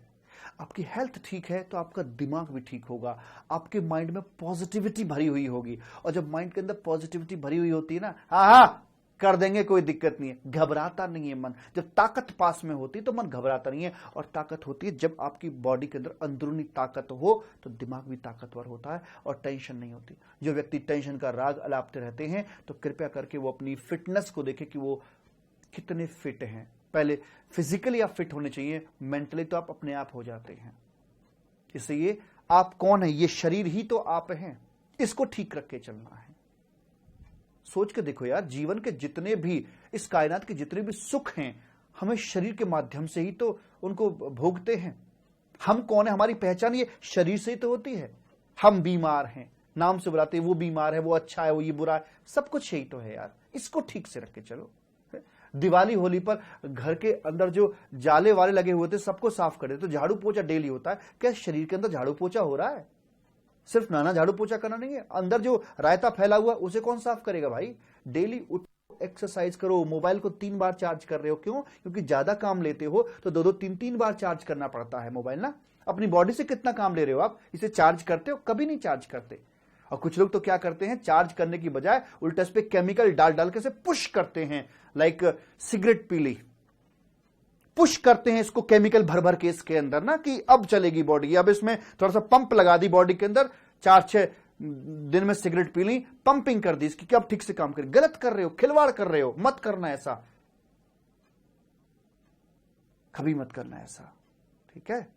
तो भाई मेरी बात सुनो, सबसे पहली चीज इस अमेंडमेंट क्लास से पहले, सीए से पहले आपकी हेल्थ है। सब कुछ से पहले आपकी हेल्थ है, उसको ठीक रखो, फिर सब कुछ ठीक हो जाएगा, ठीक है। फिर किसी मोटिवेशन वगैरह की जरूरत नहीं बनेगी, अपने आप सेल्फ मोटिवेटर बन जाओगे तुम। दूसरों को भी मोटिवेशन की घुट्टी पिलाओगे तुम, अगर आपकी हेल्थ ठीक है तो। Thank you so much, bye, tata and love you my dear. आप बहुत समझदार हो, आप मेरी बात मानोगे, मुझे पता है। उठ जाया करो, जल्दी उठो। प्रकृति का एक नियम होता है, एक साइकिल होता है यार। इतने बजे सोना है, इतने बजे उठना है, ब्रह्म मुहूर्त में उठना है, सुबह को उठना है, सुबह को उठना है। जीवन निकल गया, लेकिन उठ ही नहीं पाते आप तो। उठ जाओ ना यार, 4 बजे ना उठ पाओ तो 5 बजे के बाद सोना गुनाह है, गुनाह, पाप लिख दो। 5 बजे के बाद अगर सोते मिले तो पाप कर रहे हो आप। और रात को 10 बजे के बाद जाग रहे हो तो अपने ऊपर अत्याचार कर रहे हो आप। मैं बता रहा हूं, पढ़ लो, मैं मना नहीं करता यार, लेकिन पढ़ लो। तुम्हें रात को पढ़ने का शौक है ना, जब सब सो रहे होते तो पढ़ो ना। कौन कहता है सो जाओ 8 बजे, 3 बजे उठ जाओ, पढ़ो 3 बजे। लेकिन थोड़ा चेंज करो ना। ये नहीं, मुझे ये ठीक नहीं लगता कि आप 10 बजे से लेकर रात के 2 बजे तक पढ़ रहे हो। ये स्लॉट गलत है। उतना ही टाइम ले लो, लेकिन 3 बजे से ले लो ना सुबह को, रात को 8 बजे सो जाओ, क्या दिक्कत है? Thank you so much my dear. बाकी आप समझदार हैं, प्रकृति के साथ चलिए, प्रकृति का हिस्सा हैं हम। इसके विरुद्ध चलेंगे तो दिक्कतें होंगी, ठीक है। हवा के साथ चलिए, हवा के विरुद्ध मत चलिए। Thank you so much, bye, tata, love you. मिलता हूं फिर जल्दी, आपसे मिलता रहूंगा मैं आपसे। केस सिनेरियोज के वीडियोस में आपके लिए लेकर आ रहा हूं। जो सी इंस्टीट्यूट ने केस सिनेरियो दी ना, 30 केस स्टडीज दी हैं। आपने देख तो कई बार ली हैं, पढ़ी नहीं है वो, है क्योंकि जी घबराता है, बड़ी बड़ी है ना, जी घबराता है देखकर, है ना। तो मुझे पूरी पूरी उम्मीद है कि आपने वो नहीं कर रखी हैं, लेकिन वो करके जानी है जरूर जरूर। और मैं उनके वीडियो लेकर आपके सामने जल्दी ही आ रहा हूं। Thank you so much, bye, tata and love you बाबू मेरे। Bye bye bye bye bye bye.